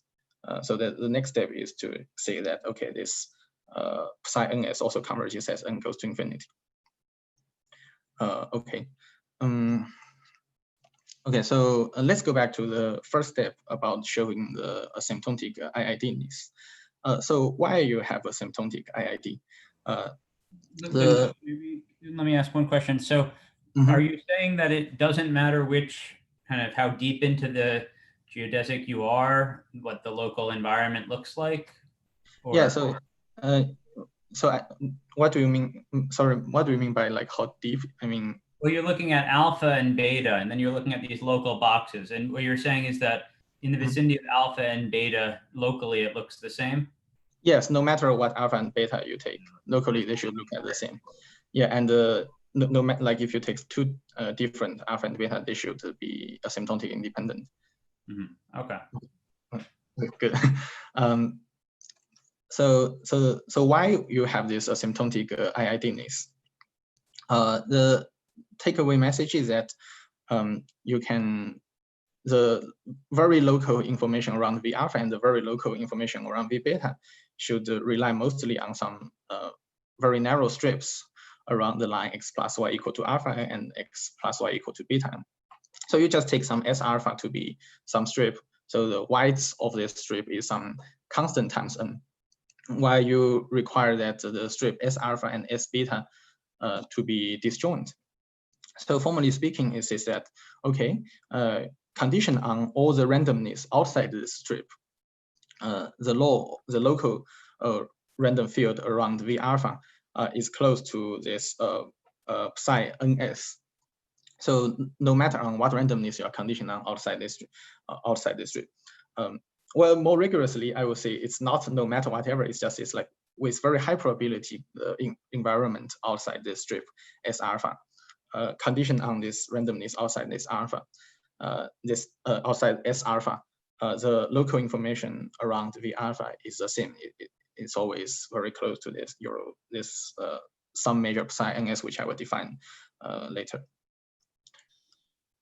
Okay, and so this basically says that the local randomness around V alpha mostly depends on the information inside this strip S alpha, and that's the same for the local information around the V beta. So as S alpha and S beta are disjoint, then asymptotically they should be, you should have some sort of independence. Okay. Okay, so okay, I guess I have 5 minutes. So let's look at so why should this be the case that no matter what you condition on outside the strip, the local information is the same? Okay, so we take a closer look at the strip. So what we do is that we take a narrow strip inside this strip, so that the narrow strip has width some delta times n, where delta is a very small constant to be determined. And then you look at the the boundary is like L minus and L plus around the x plus y equal to alpha n. Okay, now you consider the passage time from 0, 0 to L minus and the passage time from n to L plus. Lingfu, there's a question about what is the width of the strips? So the width of this wide strip is like some constant times n. So it's like in the order n, where So the wide strip, as long as your S alpha and S beta are disjoint, then they are good. So the Ys might depend on, so actually the Ys might depend on like alpha, because if you take alpha and beta to be very close, then the constant needs to be very small, but that's some like technical aspect you can avoid. So basically you can think of them as like 0.1, the strip to be like 0.1 times n. Okay, while this third height is very small, so so let's go back. So if you want to reconstruct the passage time from 0, 0 to n, what you do is that you take some u in L minus and w in L plus, and then you sum the passage time from 0, 0 to u, and from u to w, and then you go from w to n. Okay, so you have this, and then you optimize over u and w, then you recover this x 0, 0, n by this h minus and h plus, and all the randomness inside between L minus and L plus. Okay, that's it. Like condition on this h minus and h plus, you can reconstruct the geodesic between L minus and L plus using the randomness within L minus and L plus. Okay, so for this, I will also denote the part of the geodesic between L minus L plus as gamma h minus h plus. Okay. Okay, so this is just a zooming picture of what's happening around where the geodesic intersects anti-diagonal. Okay, so the next step is that, okay, we want to replace this h minus and h plus by some universal object. So recall that this h minus and h plus depends on the randomness outside this strip. So we want to replace that by something universal. So the thing that we want to use is that the h minus and h plus are locally Brownian. Okay, that's where we use this exactly solvable results. So as you see that the h minus is just a line to point profile from 0, 0 to L minus, and h plus is the line to point profile from 0, 0 to L plus. So each of them converges to the Airy-2 process. However, the Airy-2 process has a locally Brownian property, which we have seen a lot these days. So basically, this is that h minus and h plus are locally Brownian. While we need something slightly stronger, so we want to say that even if you condition on all the randomness outside this strip, the h minus and h plus are still locally Brownian. Okay, for that I would use KPZ fixed point formulas for this, but possibly we can also use something else like what Sourav has just mentioned about the local Brownian property of the KPZ fixed point. Okay, so and to be more specific, we studied what's happening around the argmax of this h minus and h plus. So this should be, we would expect that to be very similar to what's happening around the argmax of the sum of two independent Brownian motions. That said, you can replace h minus and h plus around argmax of this in this small box by some b minus and b plus, so that the sum of them is a 3D Bézier process, and the difference of them is an independent Brownian motion. So that's basically, if you take two independent Brownian motion around the argmax of them, it's locally look like this thing, so that the sum of them is like a 3D Bézier process, and difference of them is an independent Brownian motion. So we will say that, okay, here around the argmax of h minus plus h plus, the h minus and h plus are also similar to that object, so that you can replace this h minus and h plus by this b minus and b plus. Okay, so then there is also some something which we call the stability of this. So we have shown that this h minus and h plus is very close to some universal object b minus and b plus. While you replace it, you still need some stability result, which says that if you replace the boundary conditions, the geodesic does not change much. But I do not have time to dive much into that. But the take-home message is that, okay, now you can say that with high probability, this gamma h minus h plus largely overlaps with gamma b minus b plus. So by largely overlap, I mean that when you are close to the the end, you can fluctuate a bit, but in the bulk, they are with high probability the same.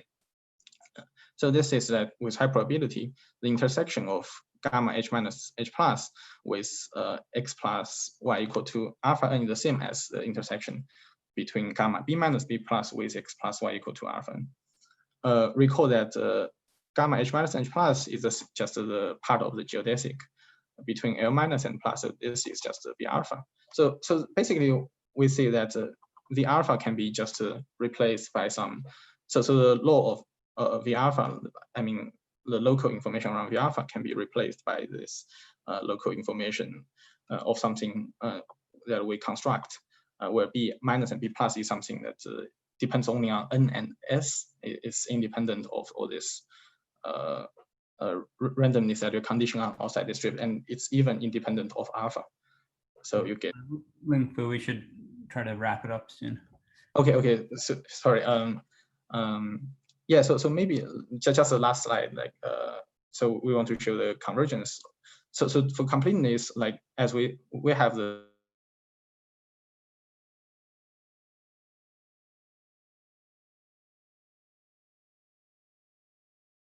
Take some large fixed M, and then we just cover the geodesic from 0, 0 to n with a family of length m geodesics, so that for the vertex along the geodesic from 0 to n, like it's very likely to be also a geodesic. It's very likely to be also in some length m geodesic.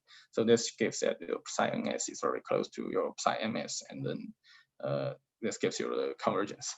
Yeah, sorry for running out of time. Yeah, and so any question? All right, thank you very much.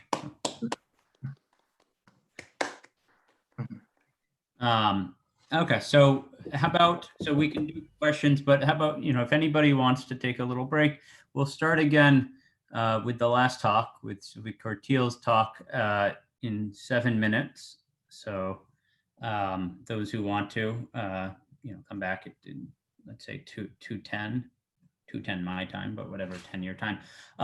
Okay, so James Martin had a question. I don't know if you can unmute yourself, James. Hi.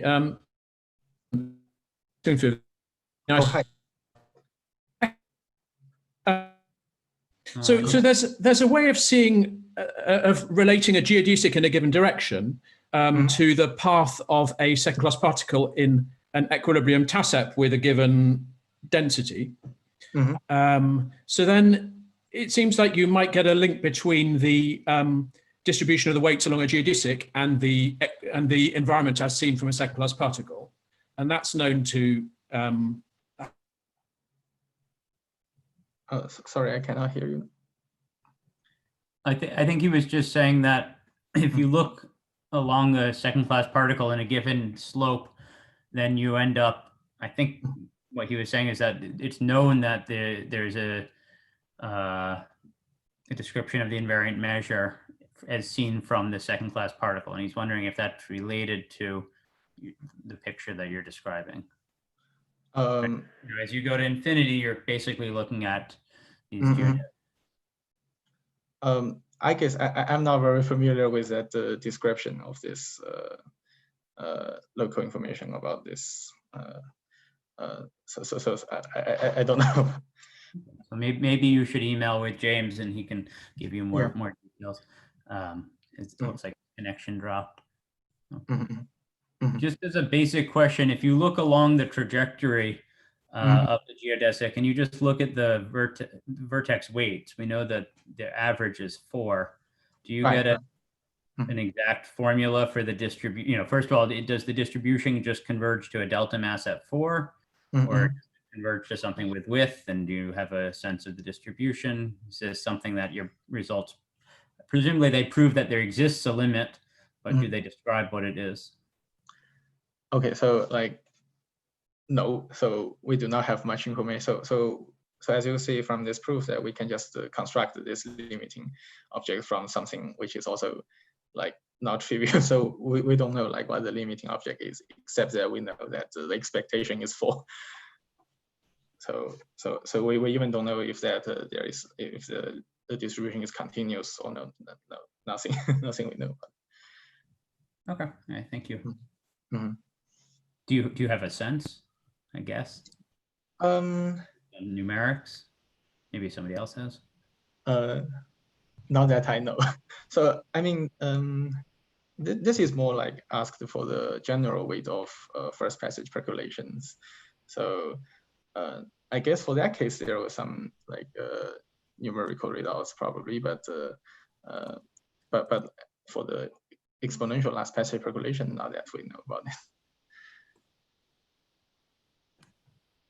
Okay. Oh, he's back. So James is back on. James, do you want to try once more? And then Omer had a few things he wanted to say also. But, oh, okay. Your connection seems to be pretty spotty. Okay, so so Omer wanted to say a few words. Do you want to say that now, Omer, or? Yes, sure. I just wanted to say before we start the last talk of this mini workshop, I think we should all thank Ivan for putting together, not just for his mini course, but also putting together these 2 days with several very interesting talks. So we can unmute everyone to thank him. And I want to thank everybody who's organizing OOPS for doing this. It's a wonderful service to our community. I've enjoyed this, and there's a number of great lectures and that will come in the future weeks, and there are some that have already occurred. So it's a really wonderful thing that you guys are doing. Thank you very much. Indeed. And the second thing I want to say, so just a reminder that next week we go back to a more relaxed schedule with a course by Perla Susi. So there will be just the regular free talks and no mini workshop. And we hope to see many of you there next week as well. And we can continue with the final talk for the day. Ivan. Okay, so we'll wait maybe 2 more minutes. Let me send a link for Sylvie's talk. Oh,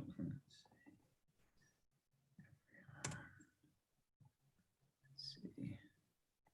Sylvie, do you want to get things set up?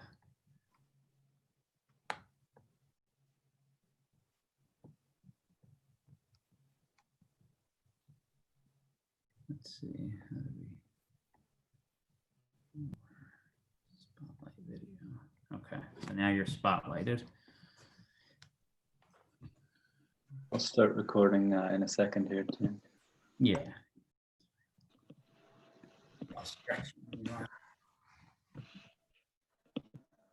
Oops. Just a sec.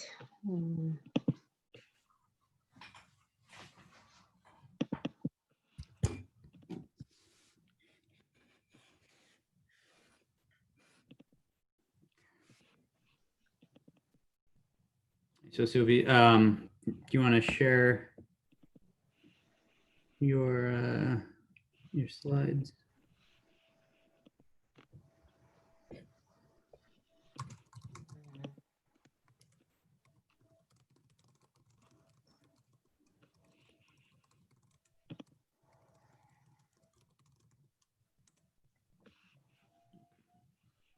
So do you see my slides? You do. Okay. Like the artwork. Okay, so we're going to start with the ultimate talk of the day by Sylvie Corteel on multi-species ASEP and Macdonald polynomials.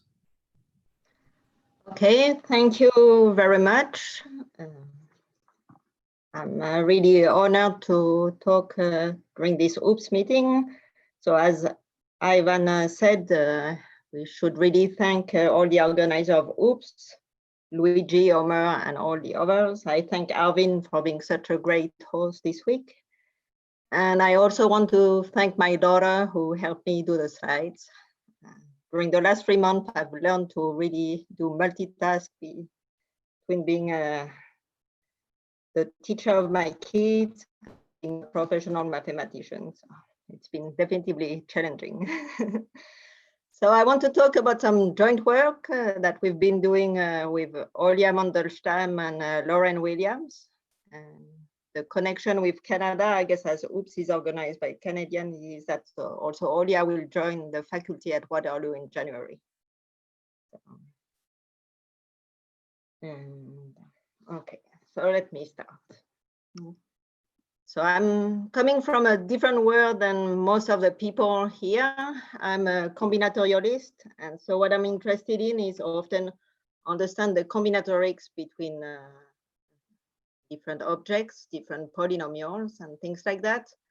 And my goal today is to understand things about Macdonald polynomials.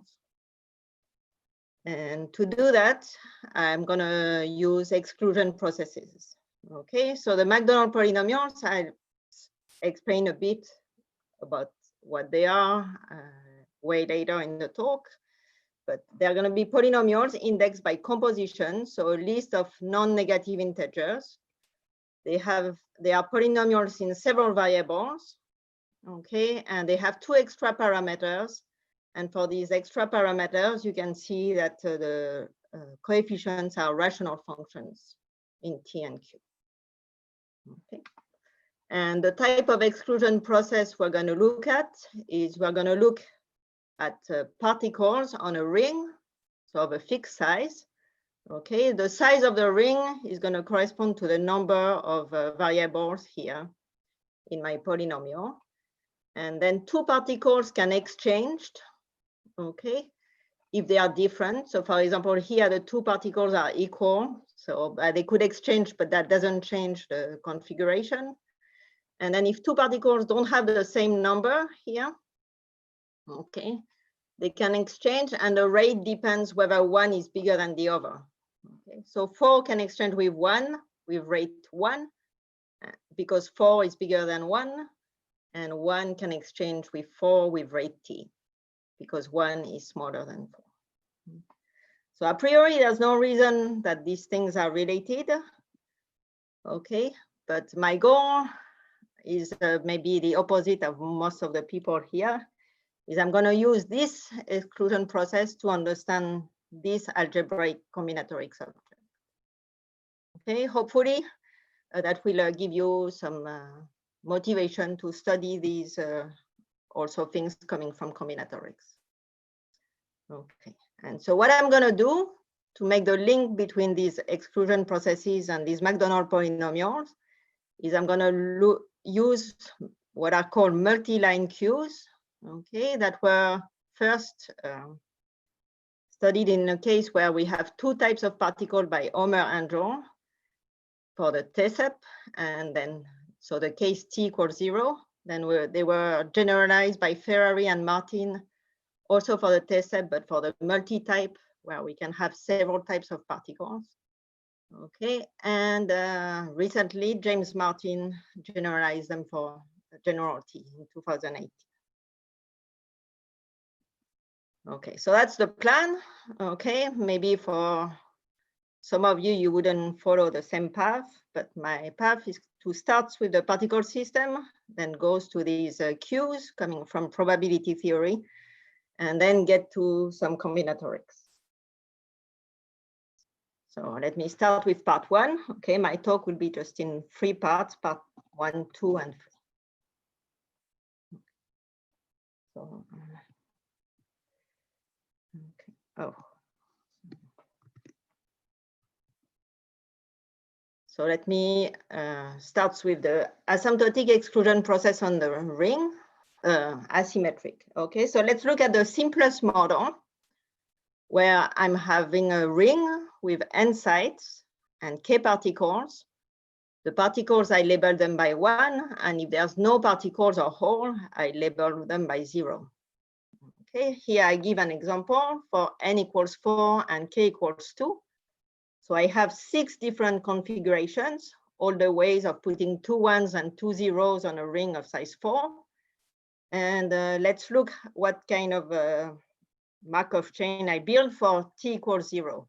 So for t general, you just have extra arrows. Whenever you have an arrow with rate 1 here, you have an arrow with rate t in the other direction. Okay, so for example, I can go from this configuration to this one because this one can move this way. Okay, and I go from this one to this one when this one moves here.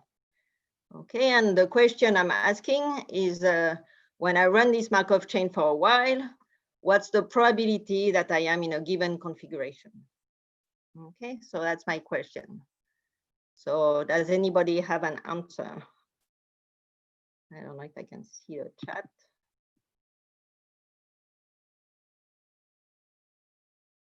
I don't know. I don't see the chat. So let me give you the answer. So the answer is just simple. It's uniform. Okay, the probability to be in a unique configuration is just the same 1 over n choose k.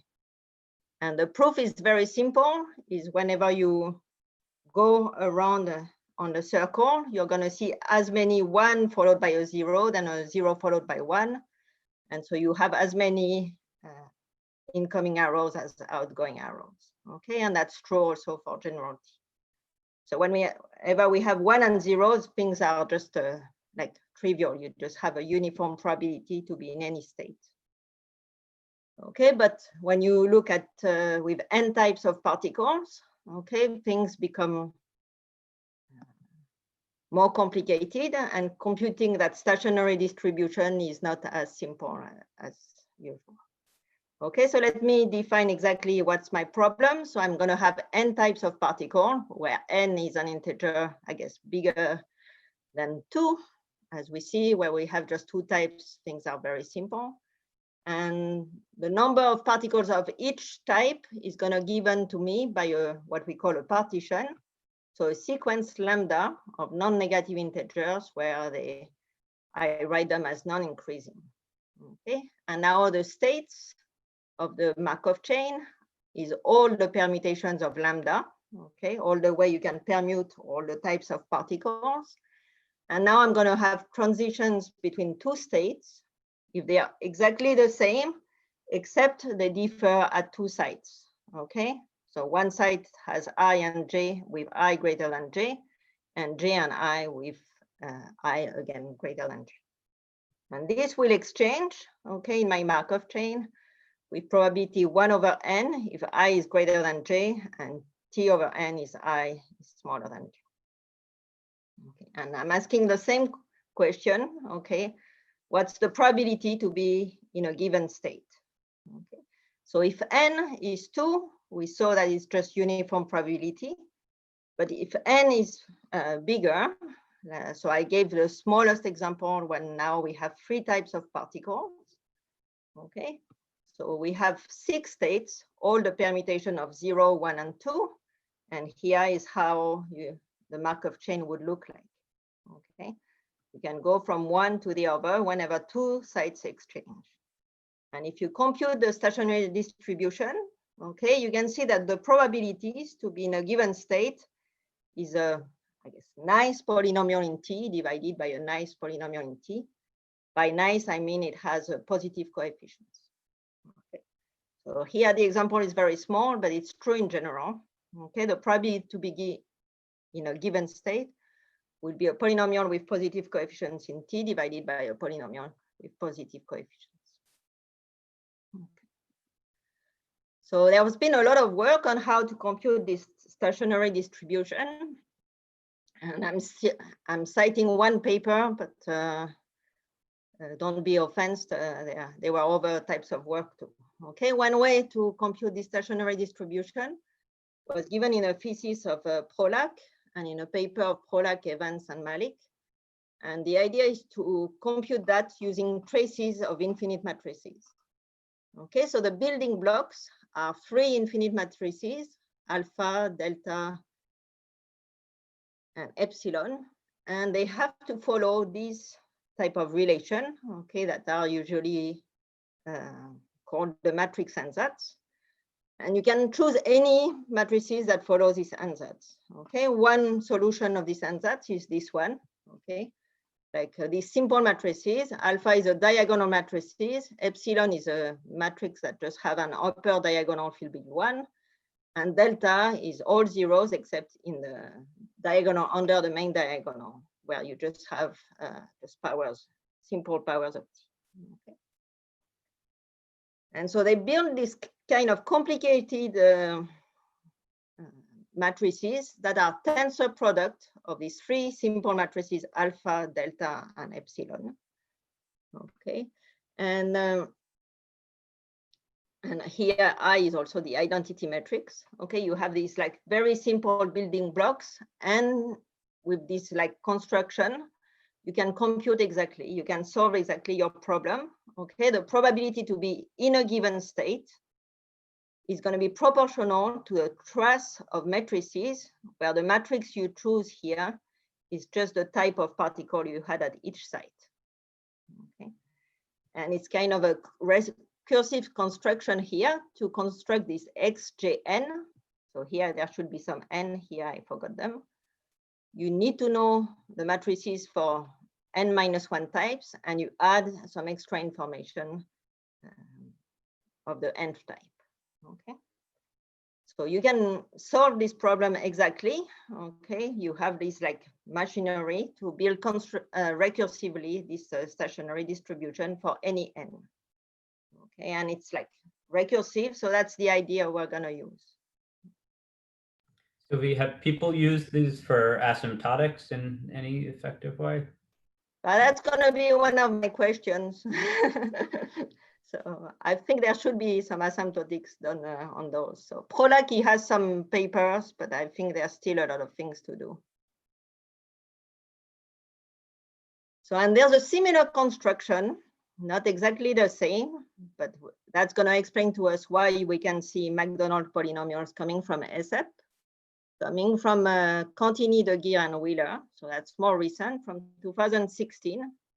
Where they have some types of Macdonald polynomials. So they are not the symmetric ones. I'll explain exactly what they are, but they can write them again as a trace of matrices. Okay, and it's very similar to what we have. The indices here of the matrices corresponds exactly to the parts of the composition here that you have. Okay, and then there's more information in them, because now each matrix has a variable that's associated to it. And there's also that last thing, okay, that give you some kind of a weight at the end, okay? And so these matrices, when you set all the xi's to 1, and the S matrix that has some Q's in them to the identity matrix, you recover this result of Evans, Prolak, Evans, and Malik, okay? So somehow they added these xi's and these q's, and they could get to the Macdonald polynomial. So here we're going to do something similar to what the Contini, De Geer, and Wheeler did using these matrix ansatz. But what we're going to use is something more combinatorial. We're going to use these multi-line q's. Okay. So as I said before, the multi-line q's were first studied, I hope I don't make a mistake, by Omer and Jean for the type 2, and then by Ferrer and Martin in general scapes for TSEP. But here we're going to use a more general version where we can put any t value, not only the TSEP, but the asymmetric self-exclusion. Okay, so let me try to explain to you how this construction works. So as I said before, our system is first we fix a partition. So here I took a very simple example. So lambda is 3, 2, 2, 2, 1, 0, 0, 0. Okay, I take n, small n to be 8, and I have 4 types of particles. Okay, and then I define by mi the number of I in lambda. Okay. Now I'm going to put balls in an array. So I'm going to put first m3 balls in row 3. So because I have only 1 3 in my partition. Okay. And then I'm going to take m3 plus m2 balls in the second ball, in the second row. So anywhere I make the choice. Okay. So here I choose to put 1 ball in column 2, 1 in column 4, 1 in column 5, 1 in column 6. And then m3 plus m2 plus m1. So here I have 1 3, 3 2s and 1 1. So I put 5 balls in row 1. Okay. And I'm seeing this array actually as if it's wrapped on the cylinder. Okay. So the column n+1, so here the 9th column is really column 1. So that's my ball system. So my partition tells me how many balls I put in each row. But now to build a queue, I'm going to match the balls in a given row to some balls in row below. Okay, and I can always do it because the number of balls increases at each step. So for example, here, as I start in row 3, I put a 3 in my particle, and I'm going to associate to it to a particle under. Okay, and I can choose any one. So for example, this 3 I associate to this one, and then I continue. Okay, when I start doing, I'm going until the bottom. And for example, I am going to associate this ball to this ball. And I do that for everybody. And I have a special rule that's really important, is whenever I start with a ball and a ball under it is present, I'm forced to associate it to him. Okay, so for the balls who don't have somebody under, they can choose anybody, but the balls that have somebody under, they're forced to it. So this one, I have no choice. These two has to be like that. But this one, okay, even though it had a ball under it, it's been already associated. And so he can choose anybody. And I remember we wrap around the cylinder. And so he can be associated to anybody and he can wrap around. Okay, I continue like that until all my balls have been linked to somebody under. And I have one last ball here that has not been chosen. And so I give him 1. Because he hasn't been chosen by anybody. Okay, so that's what I call, I guess, what James Martin calls a multi-line queue. So now I need to associate 2 things when I build my queue. Okay, first, what's the type of the multi-line queue? So the type of the multi-line queue is just the information in row 1. So the labels of the balls in the bottom row here. So I have a 2. And a 2, and then I have nothing here, so I write them as zeros, and I have a 3, a 2, and a 1. Okay, so my first row is a permutation of the parts of my partition lambda I started with. Okay, and now I have to associate also some polynomial in T, and it's pretty simple. To each arc, I'm going to associate to it a rational fraction in T. Okay. So the arcs where I was forced to go straight, I give them weight 1. But the arcs where I had a choice, okay, I had a certain number of free balls. So I could have chosen any of the free balls. And then I give T to the number of skipped, the number of balls that I didn't choose. Okay. So here it's the T analog of N of F, 1 plus T squared to T to the F minus 1. So let me go back to the example and see how we compute the weight of each arc.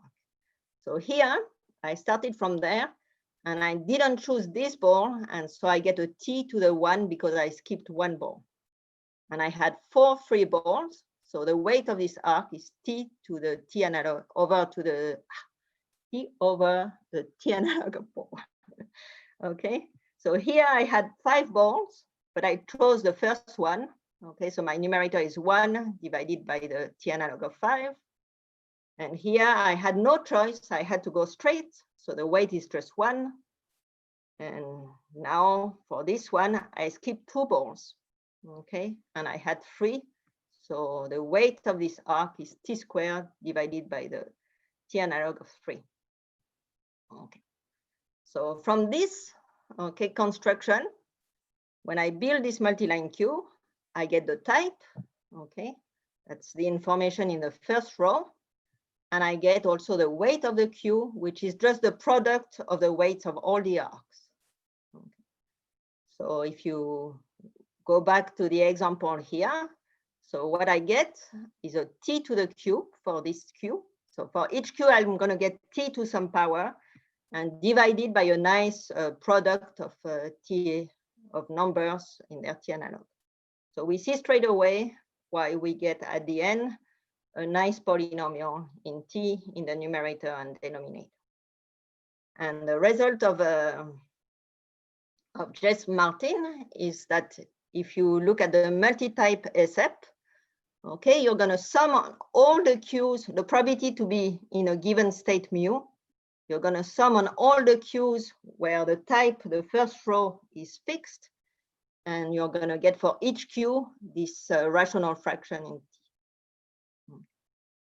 So somehow the proof goes back using these generalized matrix construction. That's a way you can prove this result.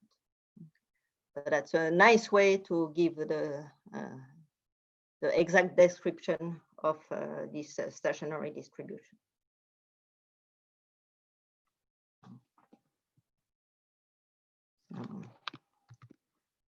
Okay, so let me just give you, I guess, a simple example, the same example that I've used before when I defined the Markov chain. So here I build all the multi-line Qs that you can get from lambda being 2, 1, 0. Okay, I'm not going to detail all of them. But for example, if we want the first row to be 2, 1, 0, there's two ways to do that. Or I put a ball here and I go straight, or I put a ball here and it could wrap around and be linked to this one. Okay, and I compute the weight, and this gives me 1 for this Q, and the weight of this Q is 1 over 1 plus T. And then you can do the same things for the 12 different multi-line Qs that you can build from there. Okay, and you can check that you recover the stationary distribution. So the case T equals 0, okay, we have just a bijection between the ball system and the multi-line Q, because when we go back to T equals 0, we cannot skip any ball, and so we have no choice. Okay, whenever we start from a ball, it has to choose the first ball that's available. Okay, so we get back to the construction by Ferrari and Martin for T equals 0. And so that tells you also why the partition function of the multitype ASEP is just a nice product of binomial coefficients, because it's just the number of choice you have for each row to put the balls, and you link them in a trivial way. So now let me go to, I guess, the part where I'm the most comfortable, the part coming from algebraic combinatorics and these Macdonald polynomials. So these are pretty complicated objects, so I'm not going to give too much details, but and so these are been out since the 80s. So as I said, it's going to be polynomials in n variables with two parameters q and t. The t is going to be the t coming from ASEP. Okay, but I have more information. So usually they are indexed by a partition. They are symmetric in x1, x2 up to xn. Okay, the coefficients of each monomial in the x-size is a rational function in q and t. And then they can be written, okay, as they're symmetric in the monomial basis in a triangular way. Okay, and they are orthogonal to a certain inner product. So here is an example on how you write these Macdonald coefficients, okay, where it's my example that I've been using from the beginning. Lambda is 2, 1, 0. Okay, we can see that these are not particularly simple polynomials. So to go back to what Ivan talked about just a bit, okay, these are generalization of the Shor polynomials you've seen in Ivan's lecture. Okay, when Q equals to T, they degenerate to Shor polynomials. And in a lot of work about like Macdonald processes, okay, there's a lot of specialization of them. I just listed a couple.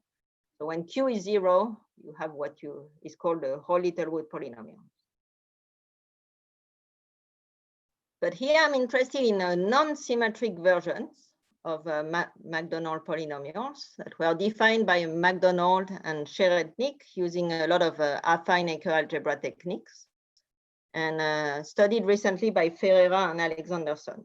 Okay, so they're usually denoted by E mu of sigma, where here mu is a composition, okay, so a sequence of non-negative integers, but also a permutation sigma. Okay, and it's known that these are like the non-symmetric analog of Macdonald polynomials. And what I mean by that is that if I fix mu, okay, a composition, and I sum on all the sigma of this E mu sigma, I'm getting back my symmetric Macdonald polynomial. Okay, and this is true for any rearrangement of lambda. So I fix a composition mu, that's a permutation of the parts of lambda, and then I will sum on all sigma of this E mu sigma. It's quite magical. Okay, if I want to compute the symmetric Macdonald polynomial P31, it's going to be equal to E31 with the two different permutations and E13 with the two different permutations. Okay, so I'm going to look at the special case of them. Okay, I fix a composition, so a sequence of non-negative integers. I'm going to look at the partitions, that's just the reordering of the parts of mu. And sigma is going to be the permutation that tells me how I reorder my partition to get my composition. Okay, and my F mu here, okay, are just this E lambda, so where lambda is the sorting of my composition and sigma is my partition. Okay.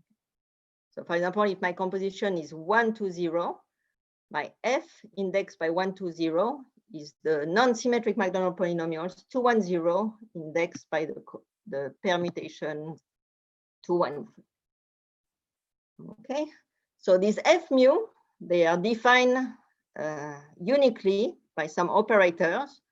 So I won't define too much.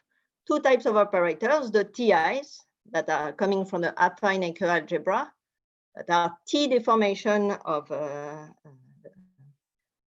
simple transposition in Sn, and some Dunkle operators that are defined from the TIs and some extra omega operator. And they define uniquely these non-symmetric Macdonald polynomials. So if mu is a partition, if I apply yi to F mu, I'm going to get F mu again. So F mu is an eigenvector of the Dunkle operator when mu is a partition. But then I also have some conditions on the TIs, okay, when they act on the X mu.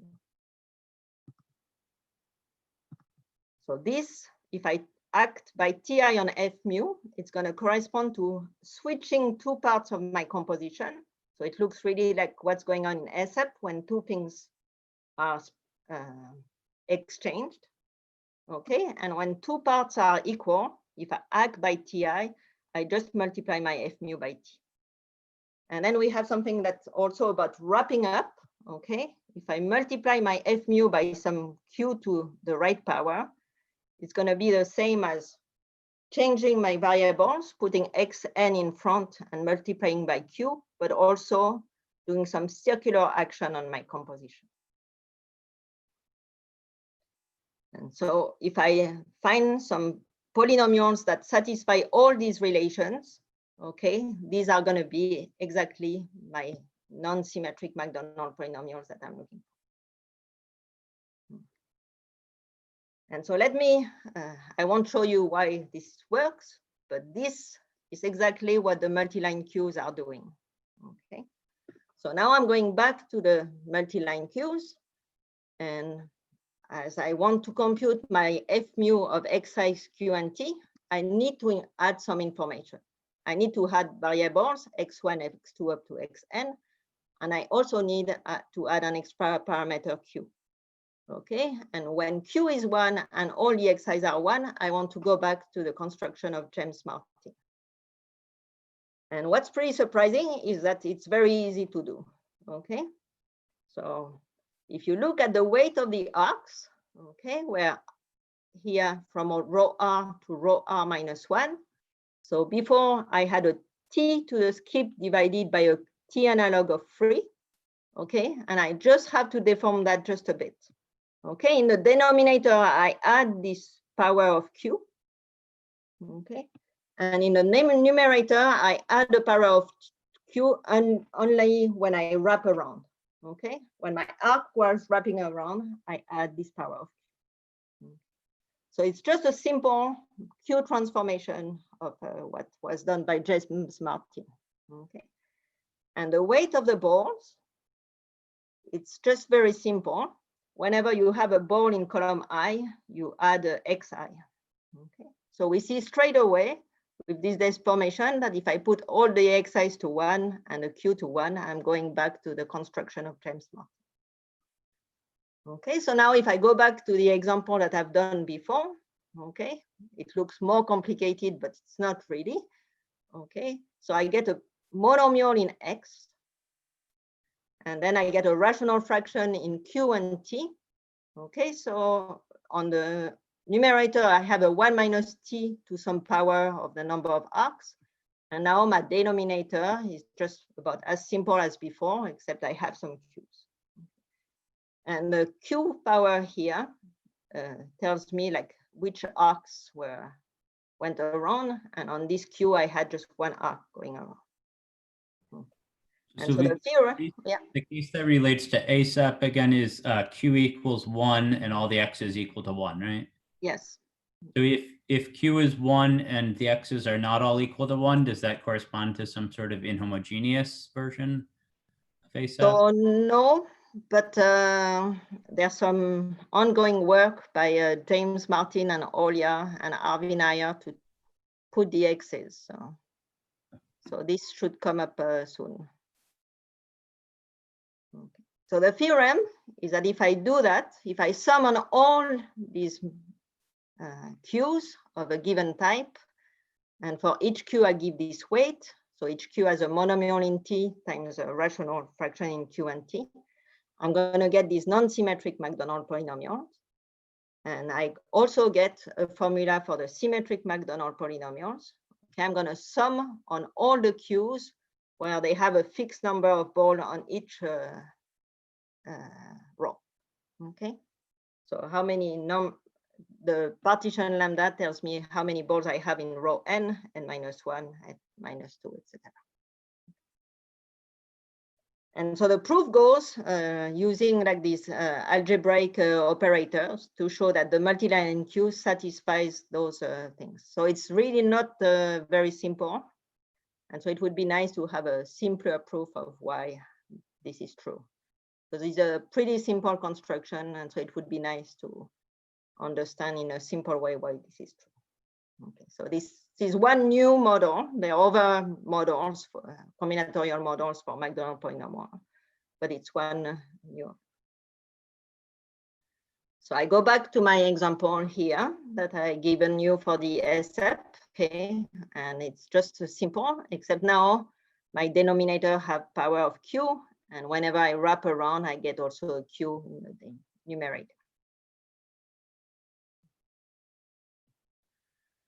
So let me just give you a couple of remarks that are more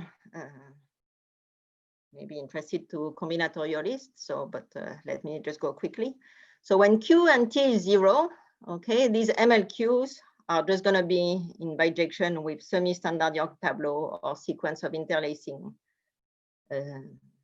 partitions. And so you go back to the case of short polynomials. So it should be true where q is t for any q and t, but there's no nice way of seeing that. So. But in q and t is 0, it's very simple to see why you get back short polynomial.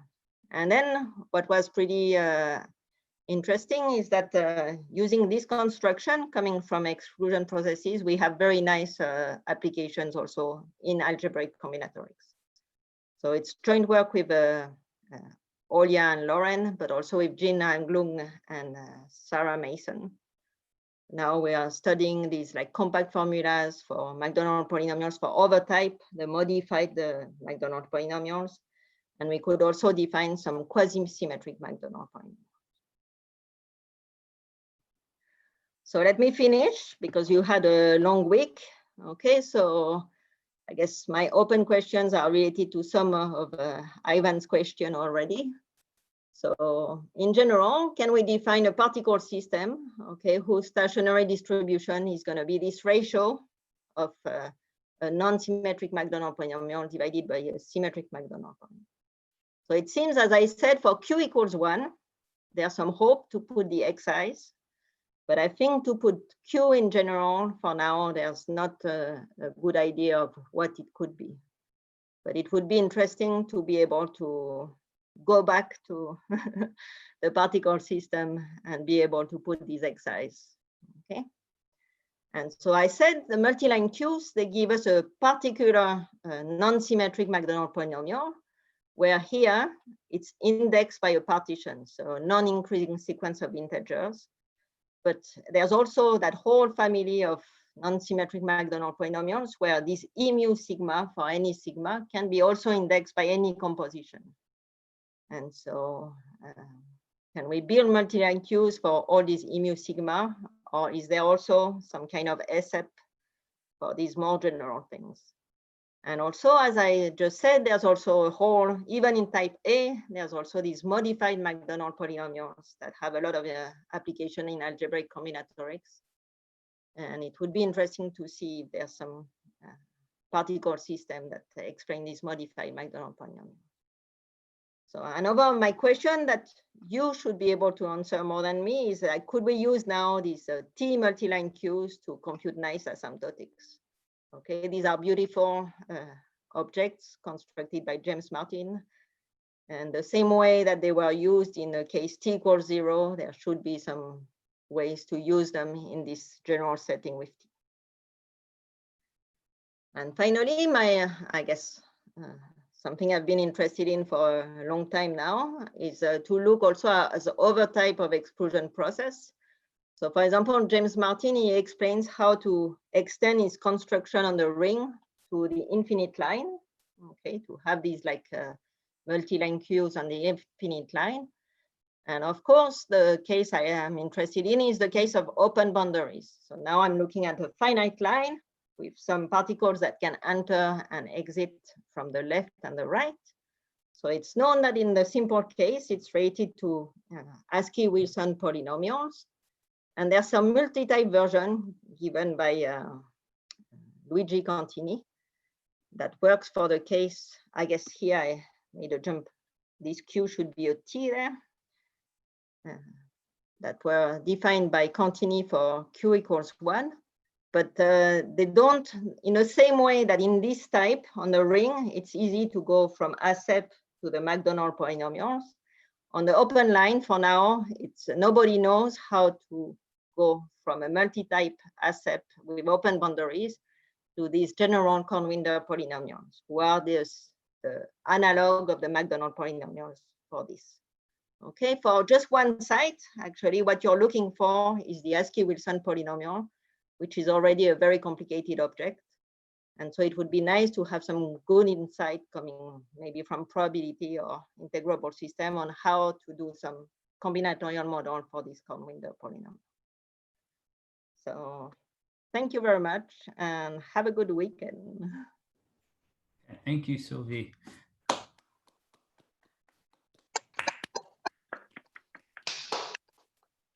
Okay, we have questions. So James Martin wrote something in, I guess, responding to my question. He said there are some inhomogeneous versions of a multi-type QTASAP or Q long-range exclusion process, which corresponds to the case that Ivan asked about. Okay, so that's, is there a reference for that, James, or this is? No, not yet. That's work that's kind of going on with lots of, so Omer and Svante Linusson and Arvind Iyer. And then as Sylvie mentioned, there's also some work with Arvind and Olya, which is more about zero range process versions as well. Cool. Cool. But there's some really nice, there are some really neat things. We will try and get it written up soon.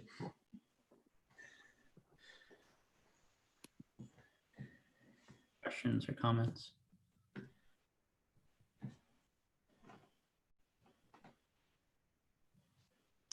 Okay, well, people might be getting fatigued. It seems like it's been a long week. Yes. It seems like sitting in front of a computer is harder than sitting in a classroom or a lecture. Okay, so if there are no other questions, I just want to thank everybody for participating in this, and Stay tuned for more fun activities with OOPS. And if you're interested, there's an integral probability summer school in the end of July, and it's posted on the OOPS website as well. So I hope everyone has a good weekend.